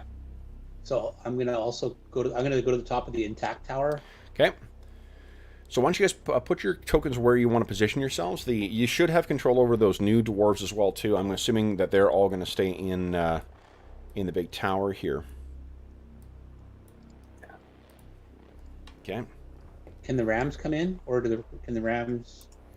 It'll be difficult, but I think you can push. Yeah, I think Falcarel's got animal handling, right? I do, yes. Or- Yeah. Is it still smoky in the old tower, or can the rams? It'd be warm in there. Well, it's mostly open to the sky, so it's not going to be super warm in there. I mean, you could definitely fit them in there. Yeah, I was gonna say we could just push aside some of the ash and stuff, and it'd just be warm ground for them to sit on. Yeah. Yep. Okay. So. Leave the blue dwarf over there to keep hold of him. Okay. All right. The single blue dwarf, he gets to go there. Yeah. What about the rest of you guys? Is anyone going in either of the towers? Okay, Yeah, it should be. Yeah, we should probably be in the towers. I mean, that'll give us protection from them. And Okay. Do we want to leave some dwarves out here in case they try to? So let me get me right. Which direction are they coming? To the north. They're coming from the north. Yeah, So I think we just get all our dwarves up to the top with crossbows. And if they try to run, we pepper them, take them all down. Sounds like an idea. So I'll have my guys all Yeah. set up on the roof. I'm gonna leave 2 guys out front just to keep watch. And I also paint some identification markers on the back of my armor. So Actually, you know what? I like your idea, Falcarel. What's that? actually, what I probably should do is have my actual crest put on the armor when we find a place to get some painting done. Guys, so this is so funny. There's a supplement that came out for 2nd edition AD&D called Tales from the Lands. It's a box set that the first box set that came out. Well, it's not the first. I think it's one of the first box sets that came out for Dragonlance. It's a really, really great supplement. It's got tons of great, cool stuff in there, and in particular, the book that has it has this neat encounter chart that's in it. And the thing that's neat about it is it doesn't just give you like encounter or whatever. It gives you variety. We've been using it for a couple of weeks now. So instead of just having like a monster encounter or something else, you can roll like uneventful, a sighting, a warning or omen, an event, or an encounter. And then it also complicates things. So there's another subchart that gives you some other options for what each of those things can be. And there's a ton of different options. There's like 70 options of what each thing could be. I mention that only because I rolled a whole bunch of different things here to determine what was going on. I rolled that today was going to be an event. So then I rolled to see what the actual action was. Guys, I shit you not, the event that I rolled was an avalanche. It's No. not kidding at all. Nice. Yep. Right there. So apparently, and that's the second time I've had something that I had in mind. Remember the sighting of the dragon in the Night Below? Same thing. I was like, it'd be kind of neat to see a dragon. I'm like, no, I'll leave it to the thing. And I rolled it all out, and it came out dragon. So pretty awesome. Nice. So I think, guys, what do you you guys get yourselves all positioned in the tower here? You roll those, those heads out. As soon as they get close, and they don't roll very far from where the tower is, but they sort of. They probably just fall down into the snow. They which, Dave? They probably just fall down into the snow and sit there. Yep. Poof, poof, poof, poof. So they are very, very upset. They sort of like are shouting and screaming, and two of them come running over to try and get to the gates. But if you guys Open don't, fire. What's that? Open fire. Yeah, as soon as you open fire, it retreats at any shots being fired. It keeps its shield up on full defense, so it retreats, and they all make their way back to the army. What you can see overhead is that the skies are beginning to beginning to cloud over. You guys are. I want to check one thing to incorporate into this. 1 sec. We're gonna have a Mulan moment. You missed. He was 3 feet in front of you. Okay, let's see here. I've never seen Mulan. What? No. Heathen. Well, the it's best just Disney song in the world is in that movie. I don't like musicals in general, so it doesn't. So I do love animation. Just that came out when I think I was in my 20s, so I was I haven't seen it either, but I heard Eddie Murphy's dragon character is hilarious. Oh. Yeah, you should watch it. Don't watch any of the sequels. Just that Like a one. hex on you, a hex on your family, a hex on whatever. It's Dishonor. No, I'll check it out. Dishonor. Dishonor on you, dishonor on your family, dishonor on. Well, no, and they're releasing the new one directly to Disney Plus as well. And Avatar, what's it called the Mandalorian already got me to sign up for that. So. What's interesting? Has anyone watched The Old Guard? I did, yeah. They have a fairly authentic Scythian axe, but they have like a modern case for it, so it looks like a large banjo when she's carrying it on her back. To be honest, I didn't care for that one all that much. The whole film felt like it had the entire world only ever had 7 people in it, because there was never, apart from the establishing shots in some of the cities, it felt so small in scale. And I liked some of the character beats in the thing, but it just I found the action underwhelming, and I found that because the set pieces always only had less than 10 people in it, it felt like a TV production more than it did a film. Yeah, I mean, I know it was very well received. Mine is the minority opinion there, but yeah, presumably, I'm not sure that it was shot during or finished during COVID, but. Oh, that could very well be too, right? I think it must have been shot earlier than that, because I mean it's. Yeah, I recognise some of the areas of London actually. Oh, no kidding! That's always cool. When I used to live in Vancouver, so there's lots of TV and. You watch Stargate and you go, oh, that's that. Stargate, that's that Smallville, the Fantastic Four films, the what do you call it? Magicians, Battlestar Galactica. The University of British Columbia campus has made do as a lot of different sets for CW shows. So I was looking up something here for signs.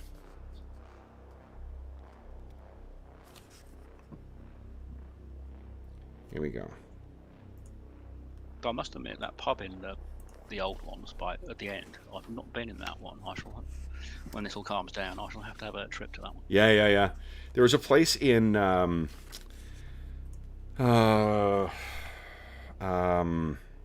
what's it called?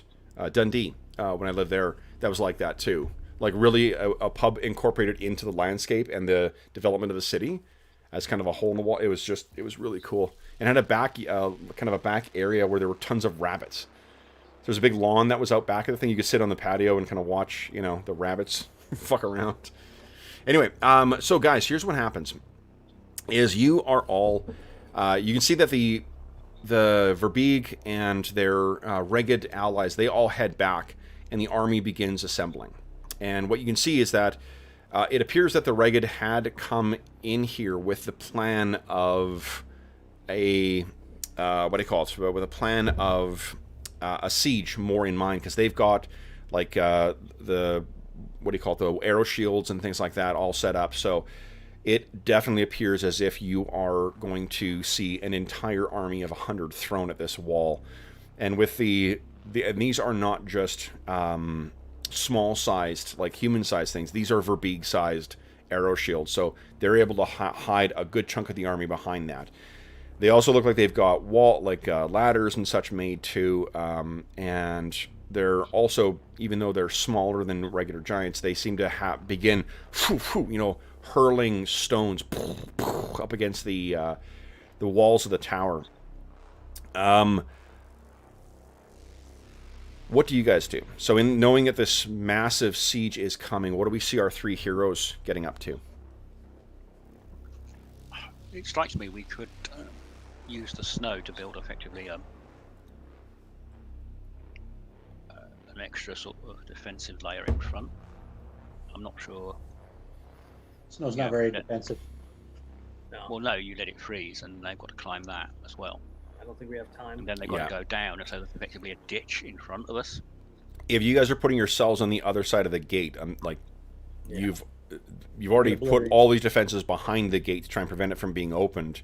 I'm not sure you got a way of getting, unless what you mean, Mo, is on your side of the gate, you guys want to put that stuff up there. But I'm not sure you have a way of getting, you can tell me if you've got a plan in mind, but you don't really have a way of getting to the far side. Melt water and pour it on the other side. Yeah, I was just wondering if we could use the ice and snow to build effectively a secondary defense they'd have to climb, and then they'd have to go down that, and then go up to what they're assaulting.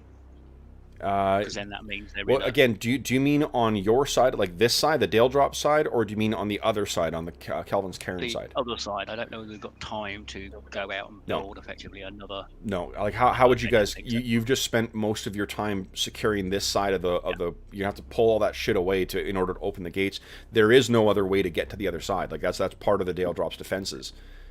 Yeah. Okay. Yeah, I'm not quite.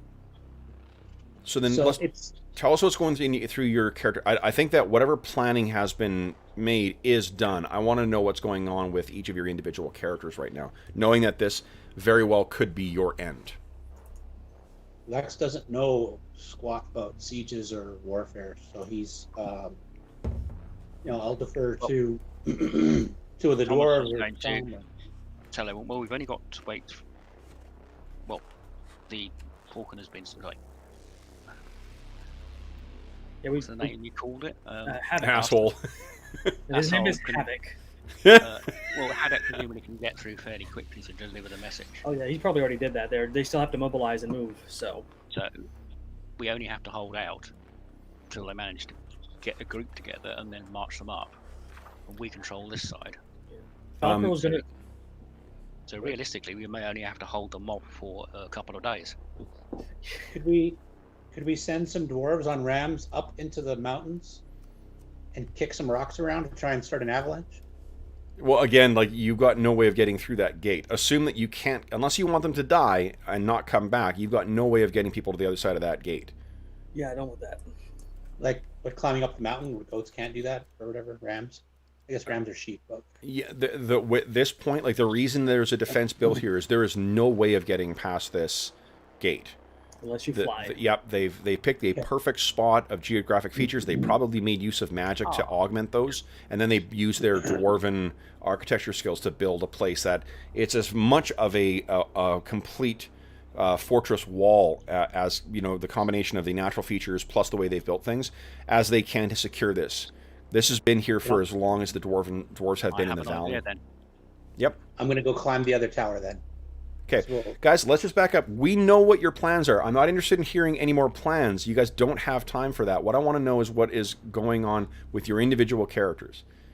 How are you preparing yourself here? Falcor's going to be leaning into his cleric side. He's just going to just make himself right with Solinar, and then even though he doesn't worship the same deity as the dwarves, he's just going to, just start a chant, "Afterlife waits for us, boys. Let's hold them off as long as we can." Okay. And Tom has pointed out that you only need to hold for a couple of days.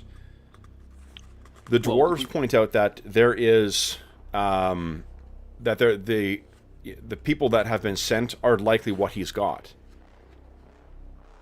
If he doesn't have other dwarves, if he's got the soldiers that were to spare were sent here to augment this, so there may be no one else coming. We're not going to tell the dwarves that. Well, no, the dwarves are telling you that. Oh, right. They know their situation much better than what you guys do. Yeah. Well, Tom is going to, presumably we've got a short amount of time, he's going to get a fire going, effectively get the traditional British cup of tea handed out to the dwarves, because hot food always is good, and boosts morale. Okay. Yeah, so basically tea with a bit of spirit, maybe some jerky or some food. Okay, so you're pushing food around as you can hear the army, and the sound of the army marshaling, lots of drums, lots of chanting, screams and ululating of the shamans and such of getting things ready. The weather continues to get worse. The overhead, and remember, these people pray to Auril. So the Winter Queen is, the winds begin blowing. It's even more so than what they were before. The cold weather drops probably another 10-15 degrees Celsius. So it's at the point where it's painful to be outside with any exposed skin. Lex, what is going through your mind? Well, Lex's whole journey to the north was to leave a world behind and start new. And when we learned of Auril and we learned of the troubles in the Dale, in the Icewind Dale, he had kind of taken it on to try and make his mark on the big picture and help end whatever is going on. And now it seems that is potentially not going to happen. And so he's disappointed. But if he's going to go out, he's going to go out with his dwarven allies. Okay. So then I think it's when the army is mostly arrayed and is beginning to deploy. That is when... One second here. Do they actually do they mess up and give us a shot to someone make a mistake and pop out from behind it? Do you... Just thinking we'd have especially a sniper on top, probably one of the directors. Yeah, I mean, you could... The trouble is that they've also got people firing back. Oh, true, yeah. So, like, you definitely can do that, and I'm assuming that's what's happening as you guys are going up, but they're trying to make sure, like, if they are going to expose themselves to this, that they're going to do so at the at the moment that counts the most. So the army has been arrayed before you. You can hear, the sounds of this savage cohort making its way towards you. The drums pounding, and sorry, I'm trying to find the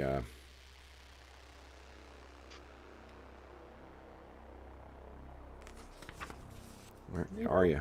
Oh, here we go. That's what I need. One thing I realized, if they worship Ariel, and she's a goddess of ice and cold, very little chance of fireballs. Auril. Auril. Yeah. Yeah. Very little chance of fireballs. Oh yeah, no, unlikely that the what do you call it? That the priests would have access to fireball in any event.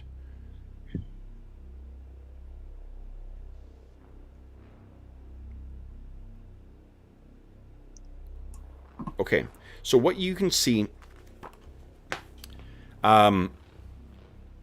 Falcarel, you are sort of keeping an eye out, and you guys are all feeling once again very, like, especially for the elves, very claustrophobic, because this is a dwarven fortification. They've made use of the space, but it's made use of it effective for dwarf height. So you're probably it's not quite to the point where you can't fit in there, but it's certainly, you know, you're not like crawling as you go, but you're really hunched over. The ceilings are only about 5 feet tall. So you're sort of hunched, and I think is there anyone who's positioned to sort of... Everyone looks like they're inside the tower then, right? Like everyone is... There's a way to get to the top of it and look out, right? There is, yeah. Though that's... Again, like they're very, very concerned about people going out there because they think that's how the other tower fell. Presumably, there are arrow slits. Yep. And so I'm going to position my guys. Yeah. Okay. Top with the arrow slits. Sure. And there's probably about 3 stories in this as well, too. So you guys can position them all the way along. You guys are making the way. You know, they're calling out through the whole tower as well, too, where the army is. And the whole arrayed force is probably only about 20 yards away at this point. The drums sound like they're actually shaking the walls of the tower. And then Falcarel, in the midst of all of this stuff, you have a moment where it seems like all the other sounds fall away. And instead what you hear is the sound of the crunching of snow under footprints.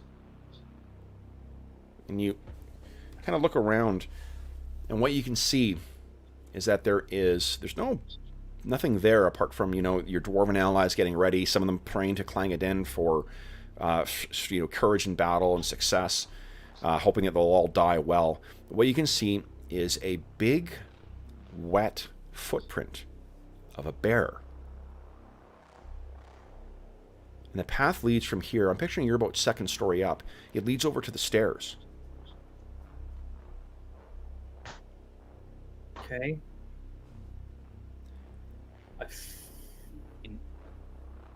What is that character? Invisible bear? I'm assuming this is just something like Falcarel can say. Only Falcarel sees this, yeah.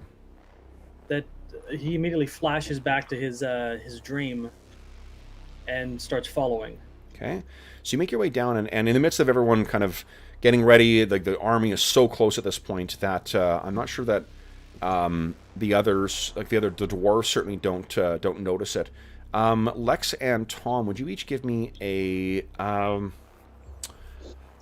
let's say a wisdom check. Let's just see if you happen to notice what Falcarel's doing.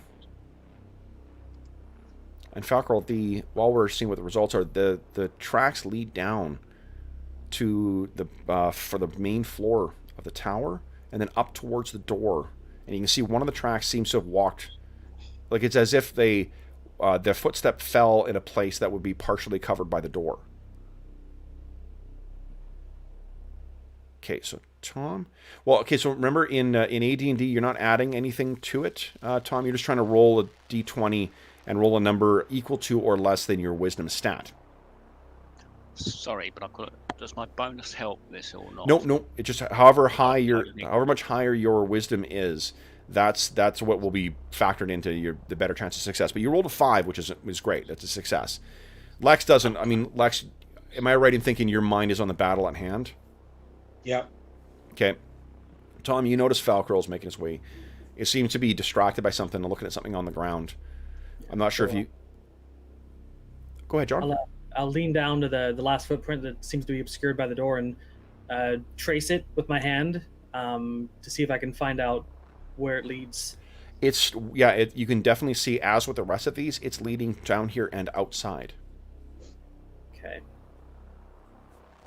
We have our 4 guys outside, so in the guise of checking on them, I'll walk out and see if I can follow it. So you hit that and open, and all the dwarves kind of look over at you. And what you can see is that there are more tracks. And where they go is to around here. I'll follow Falcarel. Sure. So you follow Falcarel. My guys I've left instructions with the squad leader. So the army is now about 15 yards away from the gates. Falcarel, you make your way out, and the tracks lead over to a point, and then you can see that where they end is actually, and it's the 4 paws where the the bear comes to a stop. There's no sign of an actual bear, mind you. And Thomas, you can't see what the hell he's following whatsoever. Yeah. Whatever he's on the I'll ground. just follow Raffle. Yeah, I mean, you're not a trained ranger either, so that it, maybe he sees something you don't, but there's no depressions in the snow. He seems to be following nothing. Falcor, what you can find there is, lying in the snow, is an arrow that you neglected to recover from before. Okay. But this is different from your other arrows. This is a flight arrow, but the wood has a distinctly silver sheen to it, and there is green fletching. Falcor, he doesn't bend down to pick it up. He basically just kneels down, and you did just the half kind of, legs on the ground, his butt on his feet, and his cloak around him, and he just reaches down, cups the arrow, and lifts it up, and just studies it. Okay. So you can see this, Tom, and he's retrieved an arrow from the snow that looks completely different from the arrows that he has in his quiver. It's the correct size for use with them, but that it isn't similar to, or it doesn't match up with any of the other ones you've seen him use thus far. Falcor, you hear a bit of a cry, and you think that, God, is asshole back already? And you look up, and you can't see anything, but on the far side of the valley,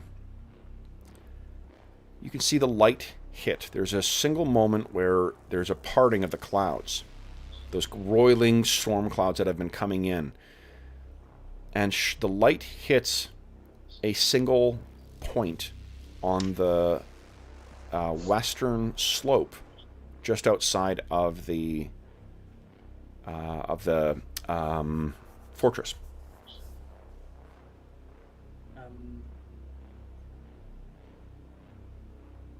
Falcor, like out of character, I think I know what he needs to do. So he stands to his feet and pulls out his bow. Yep. And he just whispers, "Solinar, guide my arrow," and he just knocks it, draws it back, and just aims towards the spot. I think a better angle would be if you got to the top of the tower. Yeah, he does that, and he's like, "Wait, this isn't right." Okay. And he pulls it back and turns and sees Tom. He says, "Solinar has sent his best wishes. Follow me." And Okay. he'll start walking as though he's got a purpose up the stairs. Okay. So I think, Lex, at this point, you notice the two of them running up the stairs, and Falcor's got some arrow, and I think because of your archer background, you likely see that as something different than what he's had before. A silver arrow? Where did he get a silver arrow? Yeah. Okay, I'll follow them. Lex, why don't you give me... I don't think you've got religion as a proficiency, right? Nope. No. So then just give me you're an elf, though. So give me a wisdom check at -4.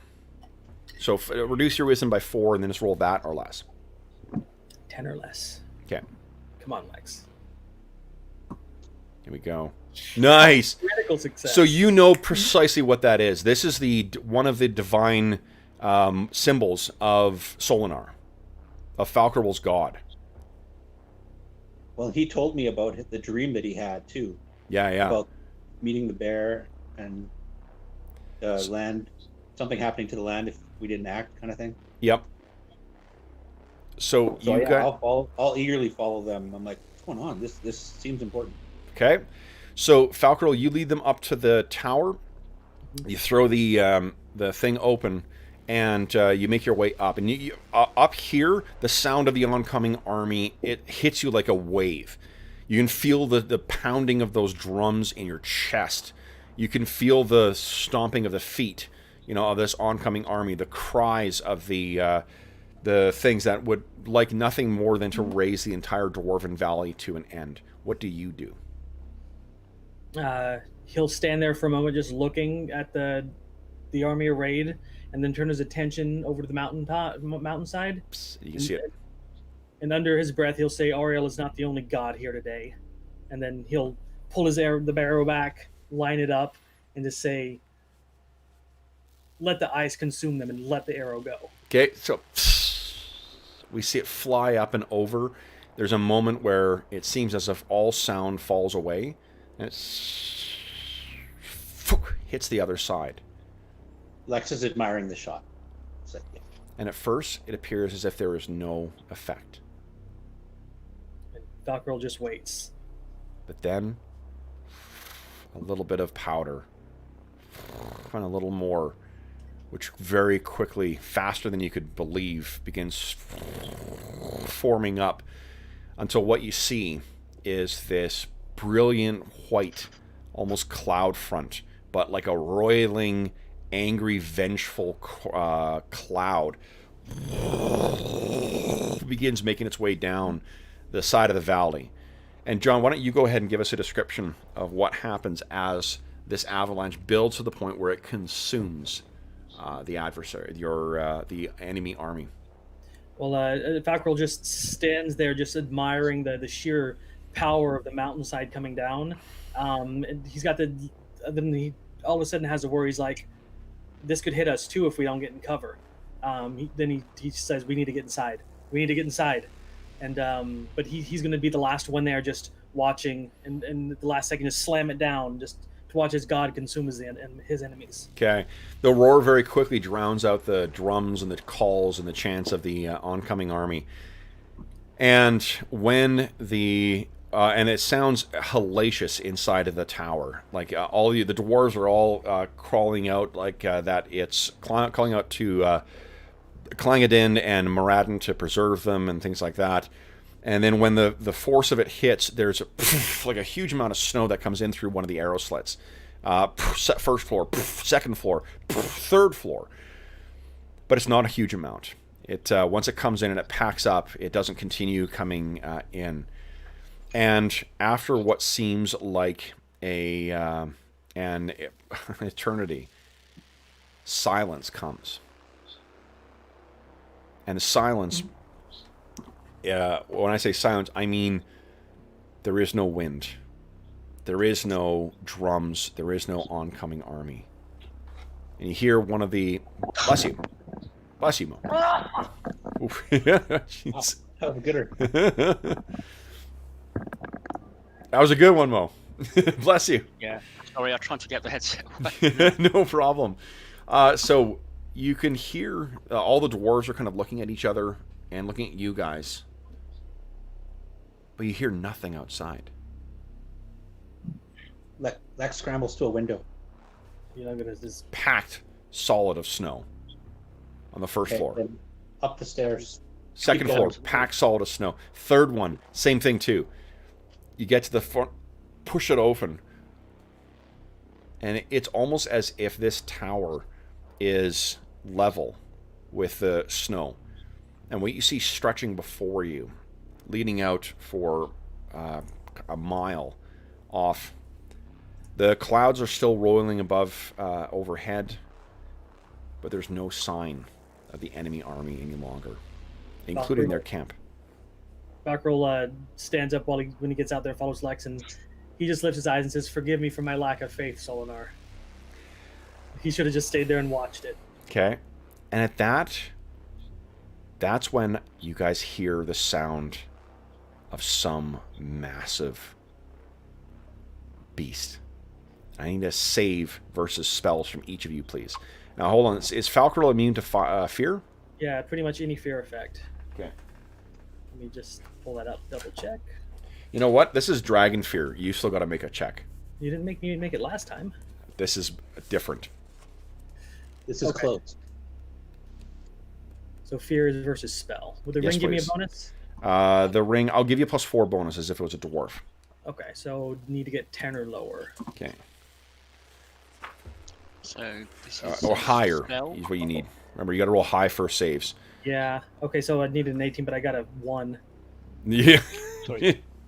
Well, Well, yeah, I I think in that moment of reverie, but he was just thanking Solinar. The dragon just immediately is like, "Oh no!" Well, I think it's also probably shocking that you didn't. There's a reason why you're not filling this time. That was Lex. You failed. I'm sorry, Tom. What was your question? So which are we saving against? A spell, please. Spell. So that was a 14. Okay, and Lex. This is the first time that Lex has been affected by the dragon, so Your saves should be on there, Mo. If you go to the Yeah, top, it's just like which the one? save I'm trying to versus find it. spell. Yeah, so 14 for me, so that's a 12. Does Okay. do any stat bonuses apply to that one? So if you roll it on your character sheet, all that stuff should be calculated already. Do you have your stuff set up? I know that you can't roll attributes on it, but you can roll your saves. to the top right of the character sheet. Sorry, roll d20 went a bit funny there. No, that's okay. Right. Oh no. Roll 20 going I'll just funny take is some hardly an roll, man. unprecedented thing. So, Yeah. well, we Yeah, take your roll. I think. Hold on. You are what level are you right now? 5th. 5th level. So yeah, I've checked at the sheet. It's 14. Yeah, so 14. And then do you have a +2 to your save versus fear effects? Your wisdom? What stat? That would be Wisdom. +2 magical defense bonus. Yeah. Oh, that account? Okay, that still failed. But... Yeah, and that one is not. That ain't getting you anything there, Falcarel. All right, so Yeah, Tom actually passes this then. So you're not affected by this, but Lex and Falcarel, both of you are gripped by overwhelming and unnatural fear as soon as you hear this cry. And I think that, rather than having you run away, I'm going to say you're just completely stunned and like rigid and frozen in place. And what you see from behind you is one of the biggest creatures you have ever seen. This thing has got to be from tip to tail somewhere around... Oh, where is it here? I'll leave it to Tom to calculate because I'm too scared to think.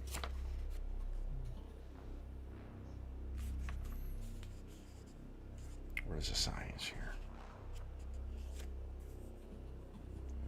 It's got to be 40 feet. Oh, here we go. God, longer than that. Oh my God. It's the body of this thing is close to 80 or 85 feet long. The tail is about equally as long too. This is like 160 feet long. So let's just... Yeah, there's a reason I failed. Yeah, it's understandable now. Yes. I can just imagine, like, he was unnaturally calm beforehand. Yeah. Now, being this close to it, he knows what's coming down, and it just gets to him. It's too much. He tries not to squeal. Okay, now I just want to... Oh, great. Okay, here we go. So let me just... Oh, come on, you.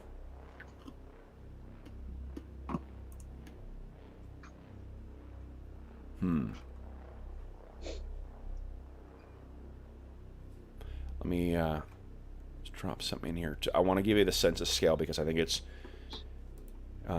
worth noting. So 10, 20, 30, 40, 50, 60, 70. That's about the size, guys.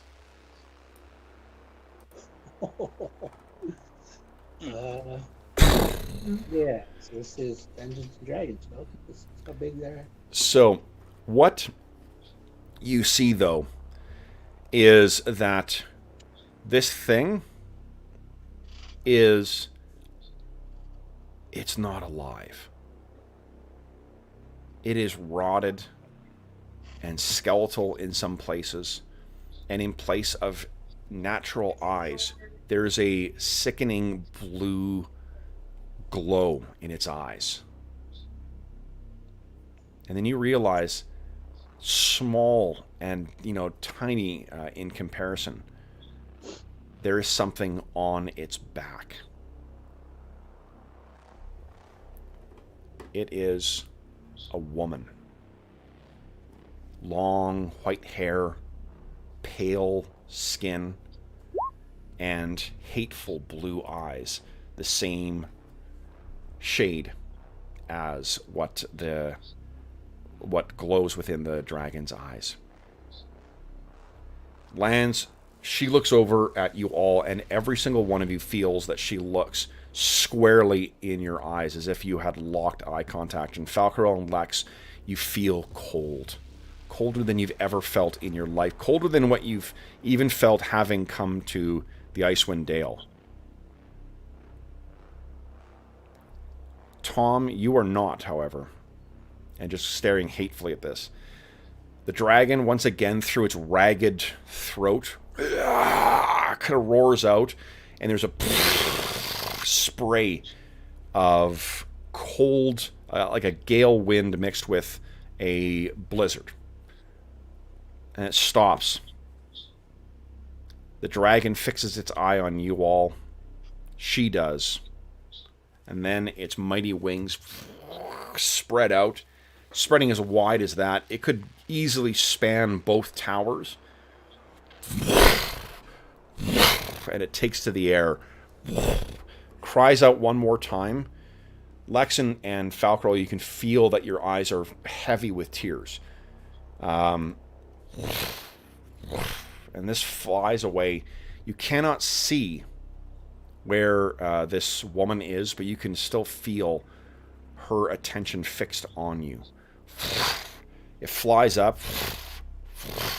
The low-hanging clouds are so much closer than what you expected. And it disappears into the cloud cover. But somehow you can hear the sound of those beating wings for long, long after you should be able to hear it. Oh, you're muted, John. It's probably the beating of our heart loudly in our ears that makes us think we'll hear it. Totally. And as it flies away, it leaves you all behind. Only the sound of the howling winds remaining. So, guys, what? I need to take just a quick 2-minute break here, and then let's just to go to the washroom because I have drank far too much coffee today. It's just an ongoing theme. It is an ongoing thing. I drank a lot of coffee, a lot of days here. So let's do this. I'll be back in a moment here, but if you guys want, if you don't need to take the break, talk about what you guys want to do next then. Because it seems as if the army of the Witch Queen is defeated. Yeah, looking over it, and like, that's pretty deep and packed. I don't think they're going to survive that. Are you able to do blood sugars? You just do 67 blood sugar for a while. Well, obviously, she's got our names down for later, as they say. Well, an undead dragon is better than a regular dragon. I think, right? I don't know. They may have more horrible powers. I'm not a dragon expert. Me either. Oh man. I was going to give her a parting shot, but I didn't want to stop Keb. So. Oh no, I wanted to do the same thing, but no, the dice have spoken. Well, question is, do we think our work here is done? Well, I don't see an army. Yeah. So the question is, do we go back, recuperate for a day or two, and then I think there are other tasks we wanted to try and do. Yeah, my main concern is that the army's wiped out. But if this is hard and deep and packed enough, they might just be able to walk over the fort now. Yeah, that would be tough. Should we leave some dwarves here to keep watch, and if they see any survivors, to take them out before they get too far up? Well, yeah, we can leave all the dwarves here. They were here they were sent with us to help reinforce this place. So I think that's what we should do. We should ride the rams back to let them know. Yeah, we should ride back to Dane Silverstream, and then so this is also effectively blocking the tower for the winter, essentially. Well, don't forget, this is sort of formed a new ice shelf. Yeah. And anyone trying to eventually climb It's up not it. ice. It's not ice. It's well, snow. it will do because it will compact down. Trouble is that if they try and climb up this other end, they're probably going to have to they are going to have to climb, and they risk triggering another fall from the packed ice that came down. or falling 40 feet into the snow. Like, Yeah. So, yeah, I think the army's done for now. I mean, the Dale Drop is safe. It's just that dragon and the witch. right, which is somewhere off to the north, according to the dreams you guys have had. Yeah. So we should head back to Dane Silverstream, and Okay. then And report. from there maybe we go out the other end of the Dale and the Dwarven Valley. We exit the Dwarven Valley in the direction of Bryn Shander and make our way north from there, Might be a good idea. maybe to one of the other towns, and then head east. Wonder if Solonol will grant me another avalanche to take care of that a-hole in his camp. Well, yeah, we don't know what's happening with that. Yeah. Well, are you suggesting we visit Bryn Shander to see what's happening, or No, we maybe just one exit. of the other 10 towns? I think we exit out of the southernmost point of the Dwarven Valley where it says on the map to Bryn Shander. Head out there, and Oh, I then see we what you head strike straight north towards one of the other towns. There's a town by the forest, I think. Here, let's take a look at the Big map. Icewind Dale map here, guys. All right, so this is the Dale in general. You guys are currently at the northern end of the Dwarven Valley, so you're about here. Yeah. Where I put the store token. Yeah. So there aren't. Oh yeah, there is. There's Tourmaline. Maybe there's something going on in Tourmaline. If not, we can at least strike out from there and try and. I don't know if we're capable or what we have, but we can get some allies from the elk tribe that's been scattered, or Yeah, so you know that what was learned last time. Last time? Oh, in the interrogation is that the elk tribe are scattered, broken and scattered. The members of the bear tribe said. yeah. Well, we could try and get to Caer Dineval or Caer Koenig as well. Yeah. You did That's a hear bit that south. black ice was traded there. Mm. I mean, Well, if I we're think, going north, we could go that way. Tourmaline or Yeah, Lonely, but I think they That's were actually quite probably small. Yeah, but I think our ultimate goal is like north-northwest, like that way. was it northwest or northeast, Kev? No, Where which was? the So- tower that we saw or that they saw in their dream. East northeast. Okay, so So that we way. wanted to go- Yeah. So maybe we exit the Dwarven Valley and head down to the first town, and then to the next town, and then strike it out. So the tower we saw in our dreams was black tower, right? It was a black ice or black crystal. Is this like, imagine an entire twisted tower made out of that same black ice that Barrack Hammerstone made use of. Maybe I'm just having a thought here that perhaps spreading the black ice, it's trying to make its way back to the tower. And we'll find a way there if we go to where it's being sold. Well, we don't know what else is going on in the Dwarven Valley or in the 10 towns. So Yeah. when we get to Sure. Caer Dineval, who knows what problems we'll have to face. It's not going to be easy to move between towns if they're now controlled by Luskin. It's true. Well, I think first order of business is go back with possibly some of the wounded dwarves Yeah. to Dane's Silverstream Let me bring Tell back you the what we map so you know. guys can figure out. and maybe rest up for a couple of days. And I think those two Caer Dineval and on the lake and north. Yeah. Because then Do we we can use wanna- that, go there, rest, and then we're not continuously travelling. So if you guys are In the traveling island. overland, traveling overland in the winter is going to be very slow going. Normally, the way that the people navigate around the 10 towns is I think I got a handout with all the 10 towns on it.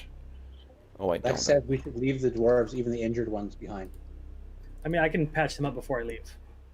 Yeah, well, and they'll heal a little bit every day when they rest. But they're meant to stay here and defend the Dale Drop. Or Here, guys. There's the Icewind Dale. Sorry. So The way that normally they navigate, the East Way and the Caravan Trail are the sort of roads that go. And I think it's called the North Way that gets to Targos. But normally they make use of the three lakes in order to really make their way around to get to Caer Dineval and Caer Konig, and that's the fastest way to sort of navigate. Right. You can definitely do it. Just it is, it is challenging to get across overland. Now, which of your Go to Caer Dineval, get a boat and row up Lac Dinnershire. you may be able to do that? Yeah. The other thing is, Okay. we might need the 10 towns. If there's going to be some like epic battle against the White Witch, we might need the 10 towns on our side and not on Luskin's side. We might need to solve that problem first. I Okay, think- so it strikes me we've got two things we could do. Go back to Bryn Shander or one of the other 10 towns, see what's happened politically and sort that out. Or effectively just go for the throat and go straight up east-northeast along the Lake. Lac Dinnershire. So I and J, which Yeah. hopefully we can then go to Caer Dineval, rest for a day or so, go to Caer Konig, and then obviously we've got to travel overland. We also might need to see if we can borrow another ram or two from Dane Silverstream. Well, I'm thinking So I that think we've got two options. What do we want to do? I think rather than just, I it's think the- we're sort of spending time doing what ifs. Yeah, with the Dwarven Valley kind of like settled for now. I mean, there's not much the camp can do right now against all the dwarves and the army's taking care of at the moment. The Dwarven Valley is as stable as a place as it can be. So finding out what's going on in the wilder world would probably be the best thing for us to do. Yeah.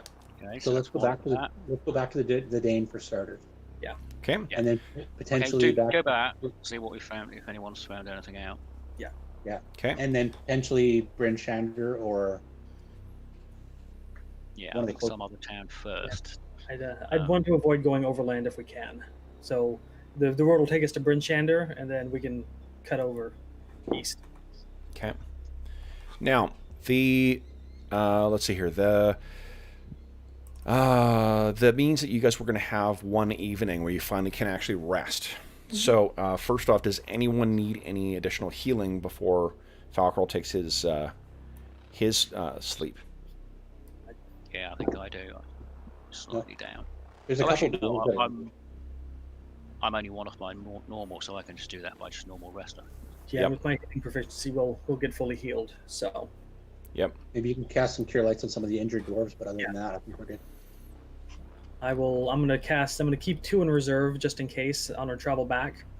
But I've got 1, 2, 3 cure lights I'll hand out. Okay. So you're actually able. This will be before, like this is what you had prepped for the battle, and the battle never came. So you're going to be able to get rid of all these spells, and then you're also going to be able to prep spells and head out the next day. Oh, I thought we were just leaving now. Okay. It's dangerous as hell to travel the valley at night. Okay. Well, then I will. I've got 3 cure mods I prepared, so Yeah. pretty sure. Well, I'll- and the other thing is too. Remember, you guys didn't sleep. Apart, like Falcarol got some rest, but the other guys, I would start having to make them make some. I don't think that either Tom or Lex has the endurance proficiency. Do you? No. No. No, I want a good night's sleep. Yeah. And maybe That's a good point. get some decent fires going and have some proper meals. Lex Okay. has endurance. Well, the rest of the dwarves are more than happy to celebrate the victory here. You know, after having lost the other thing, the 10 that are left here, they're going to get to work trying to rebuild the other thing. And I think by the next morning, you will get word back from the Dane that they are sending reinforcements, what they can spare. So my hawk comes back with the middle message tied to his foot. Yeah, yeah, asshole. Happy. Yeah. So Now he that- returns, and you can see that what's going to be coming. It will be 2 days because it's moving it to dwarf. Oh no, it'll be 1 full day because even at dwarf speed, it's still going to take only the day to get there. So what you're expecting is that you'll be passing their reinforcements. What do you wish to I think that the rest of the dwarves that you brought with you, they're going to stay here to reinforce the defenses and to try and dig out some of that snow to prevent them from just walking up and over. Well, what I'll do is I think I still have 2 days left for the spell to work on Havoc. Yep. So I'll send him back with another note explaining what happened. Solinar sent me a vision. An avalanche came, wiped out the army, but there was a dragon, and we think the White Witch. Okay. It flew off. Okay. So did they have ale, or did we tap into one of our kegs? Well, you have Alehead, who still has that fine cask that. I'm thinking we leave, like an open cask, half keg of ale or something of Dane Silverstream's finest for these fellas here who are stuck in the middle of frozen wastes. Absolutely. Yep, they are very, very grateful for that. Let's see if that's... Awesome. Okay.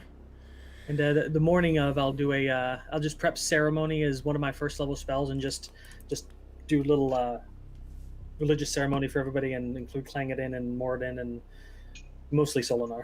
Well, what you see is on the side of the mountain, which is now exposed, there's a little bit of, you're not sure if it's just like white shale or some maybe white granite from the mountain. But if you look at it, it kind of looks like an arrowhead. Like what was revealed? Yeah. Yeah. Nice. So this may be actually a place. The gods, like I said, the gods in Forgotten Realms, apart from the Avatar crisis 100 years before, the gods generally don't come around and muck around in the lives of mortals all that often. If Solinar did make a manifestation here, then this is a place that will be marked by Solinar for years to come. So certainly something you would want to spread to your fellows. I'm going to call it Solinar's Point. Love it. Yeah. The Dale Drop and Solinar's Point. Okay. Great. So then, guys, we're a little bit early, but why don't we do this? Because there's not going to be... it's going to be the trip back, and then it's going to be the interview with... what's his name? With Dane Silverstream. This feels like a good place to sort of call it a session and allow us to do XP. So the fighters in the group, you're not getting full hit dice for that. You are getting an XP reward, but it's not going to count towards your hit dice. You did, however, defeat a total of 20 hit dice worth of adversaries today. That was all the Verbeegs? The Verbeegs, yeah. So anyone who's got fighter levels, that's what you've got. And then your... Let's see here. Hey, where am I here? Oopsies. The fourth level is 40 experience per hit die? 40 per hit die, yeah. So that would be 800 XP for the fighters. Which is all of us, which is great. Yeah. Well, slightly more than me, but... Yeah. And then I cast my spells, and then I got that bonus for the Havoc. Yeah. All right, so guys, and because you're such a small group today, before any any points of Astonishing Fortune left? We have one. One left, okay. All right, guys, so you have earned a total... There we go. Of 772 XP for today's session. That's 772. That's before your prime requisite bonus. If you have a prime requisite, you can bump that up to 850. 850. 4 plus 1304. Whew, dangerously close to Cleric 5. Mm. Ding. Who dinged? Lex. Ah, nice, Lex. Level 5 Ranger. Oh, my goodness. So go ahead and give us a 2d10 roll. Let's see how many hit points you gain. Remember to lower your THAC0 by 1. 7 points. Okay. Oh, and Mo, we had the Tom rule come into play last night's Night Below session. Could I get another 243 experience? Yeah. By playing again, absolutely. Tomorrow. Tomorrow's a great. That's true. I'll be Ranger 4 and, well, depending on, we'll see. Yeah. So Lex has a +4 con, so he's getting 11 hit points. Nice. Lex has an 18 con? Yeah, Holy shit. He's a very part of this party. 18 dex and 18 con, so he's got tons of hit points and Wow. great with a bow. Wow. Great. Well, I've got a 15 con and a 17 dex, so. Okay. All right. And Tom, how close are you to your level 6? A long way off. I think. Long way off, okay. 1,000, Yeah, it goes really and I'm like, a lot after that. Yeah, I it's might be over 20. I might be 22, but yeah, I've got a ways to go. at Okay. least 10,000. I think. Holy smokes, Lex got 58 hit points. Well, that's nearly 2,000. So Oh, good. I was feeling bad about having neck and neck with Lex for a while. Yeah, so at 5, Lex, I'm not sure if there's anything, I'm not sure what other things you gain. I know your move silent and your other skills go down a bit. So my Thacker goes to 16, my saves improve. Yep. Oh, nice. Yeah, that's always helpful. Yeah, I can't wait for that. Great. Okay, guys, so then we will... Oh, thanks, Fred. Fred says, epic session today, Quarantine Heroes. Really enjoyed it. Thank you all. Thank you so much for joining us. So then, what I'll say then is, we'll launch into the outro. First off, thank you so much for those who joined us for session 27, episode 27 of our Legacy of the Crystal Shard campaign. For those, as is always the case, if you have any comments, questions, or concerns regarding the session, please don't hesitate to leave a comment in the comment section of this video, and we will endeavor to reply in a timely fashion. Alternatively, you can reach me on Twitter at Dungeon Musings. You can reach me by email. My email address is dungeonmusings@gmail.com. And you can also find a link in the description of this video to the Dungeon Musings Discord server, where you can find all of us active. And we have channels dedicated to this campaign, this game, and every other campaign we run on the channel, as well as a bunch of other cool stuff. If you enjoyed the session and you haven't subscribed yet, be sure to click on subscribe and hit the bell icon to be notified when we go live. And if you enjoyed the session, clicking on like or the thumbs up will help us with the stuff behind the scenes. I'm not sure, Mo, did your player's handbook show up yet? I don't know. I've been in hospital since Monday evening. So. Oh, okay. So, because we have actually successfully supplied copies of the player's handbook to all of our heroes, including our Mo. So everybody has a copy, and that's thanks to the viewers, the supporters on Patreon, and to people who buy stuff from our Redbubble shop. In addition, there is a link in the description of this video to the Heroes Save Villages charity campaign that we run on the channel. That benefits SOS Children's Villages International, and from now until September 1st, for every $25 you donate, you get one chance to win our grand prize or one of the other prizes in our annual raffle. The grand prize this year is a copy of Beadle and Grimm's very cool Eberron Rising from the Last War Gold Edition. That is a copy. That is my copy up there. The copy that the grand prize winner will be walking away with is a still in the packaging, brand new, still in the packaging from Beadle and Grimm. It is a beautiful thing. I used it in a recent session that you can find on the channel as well too to run a cool Eberron one shot. There's some fantastic stuff in there, and if you don't win that, you still have tons of other cool prizes that you can win, including 2 copies of the Astonishing Swordsmen and Sorcerers of Hyperborea core rulebook, a copy of the Emmy Award-winning The Monsters Know What They're Doing by Keith Annan, a copy of not a copy of, but a very, very cool handcrafted chainmail dice bag made by our very own resident armorsmith, Dave. There's some great stuff from the Redbubble store as well, including some t-shirts and some posters and some other cool stuff. So there's lots of really great prizes, and the best thing is that for all the money that is donated goes directly to SOS Children's Villages International, and to go and help the over 80,000 orphaned and abandoned children who benefit from their services. So it's a great chance to help out some kids who really could use the help. None of the money goes to the channel. None of the money goes to another middleman. It all goes to help those kids, and it gives you a chance to win some pretty awesome gaming stuff. So. And to date, we've raised $1,100, so we're almost we're more than halfway towards our goal of raising 2,000 Canadian for the charity.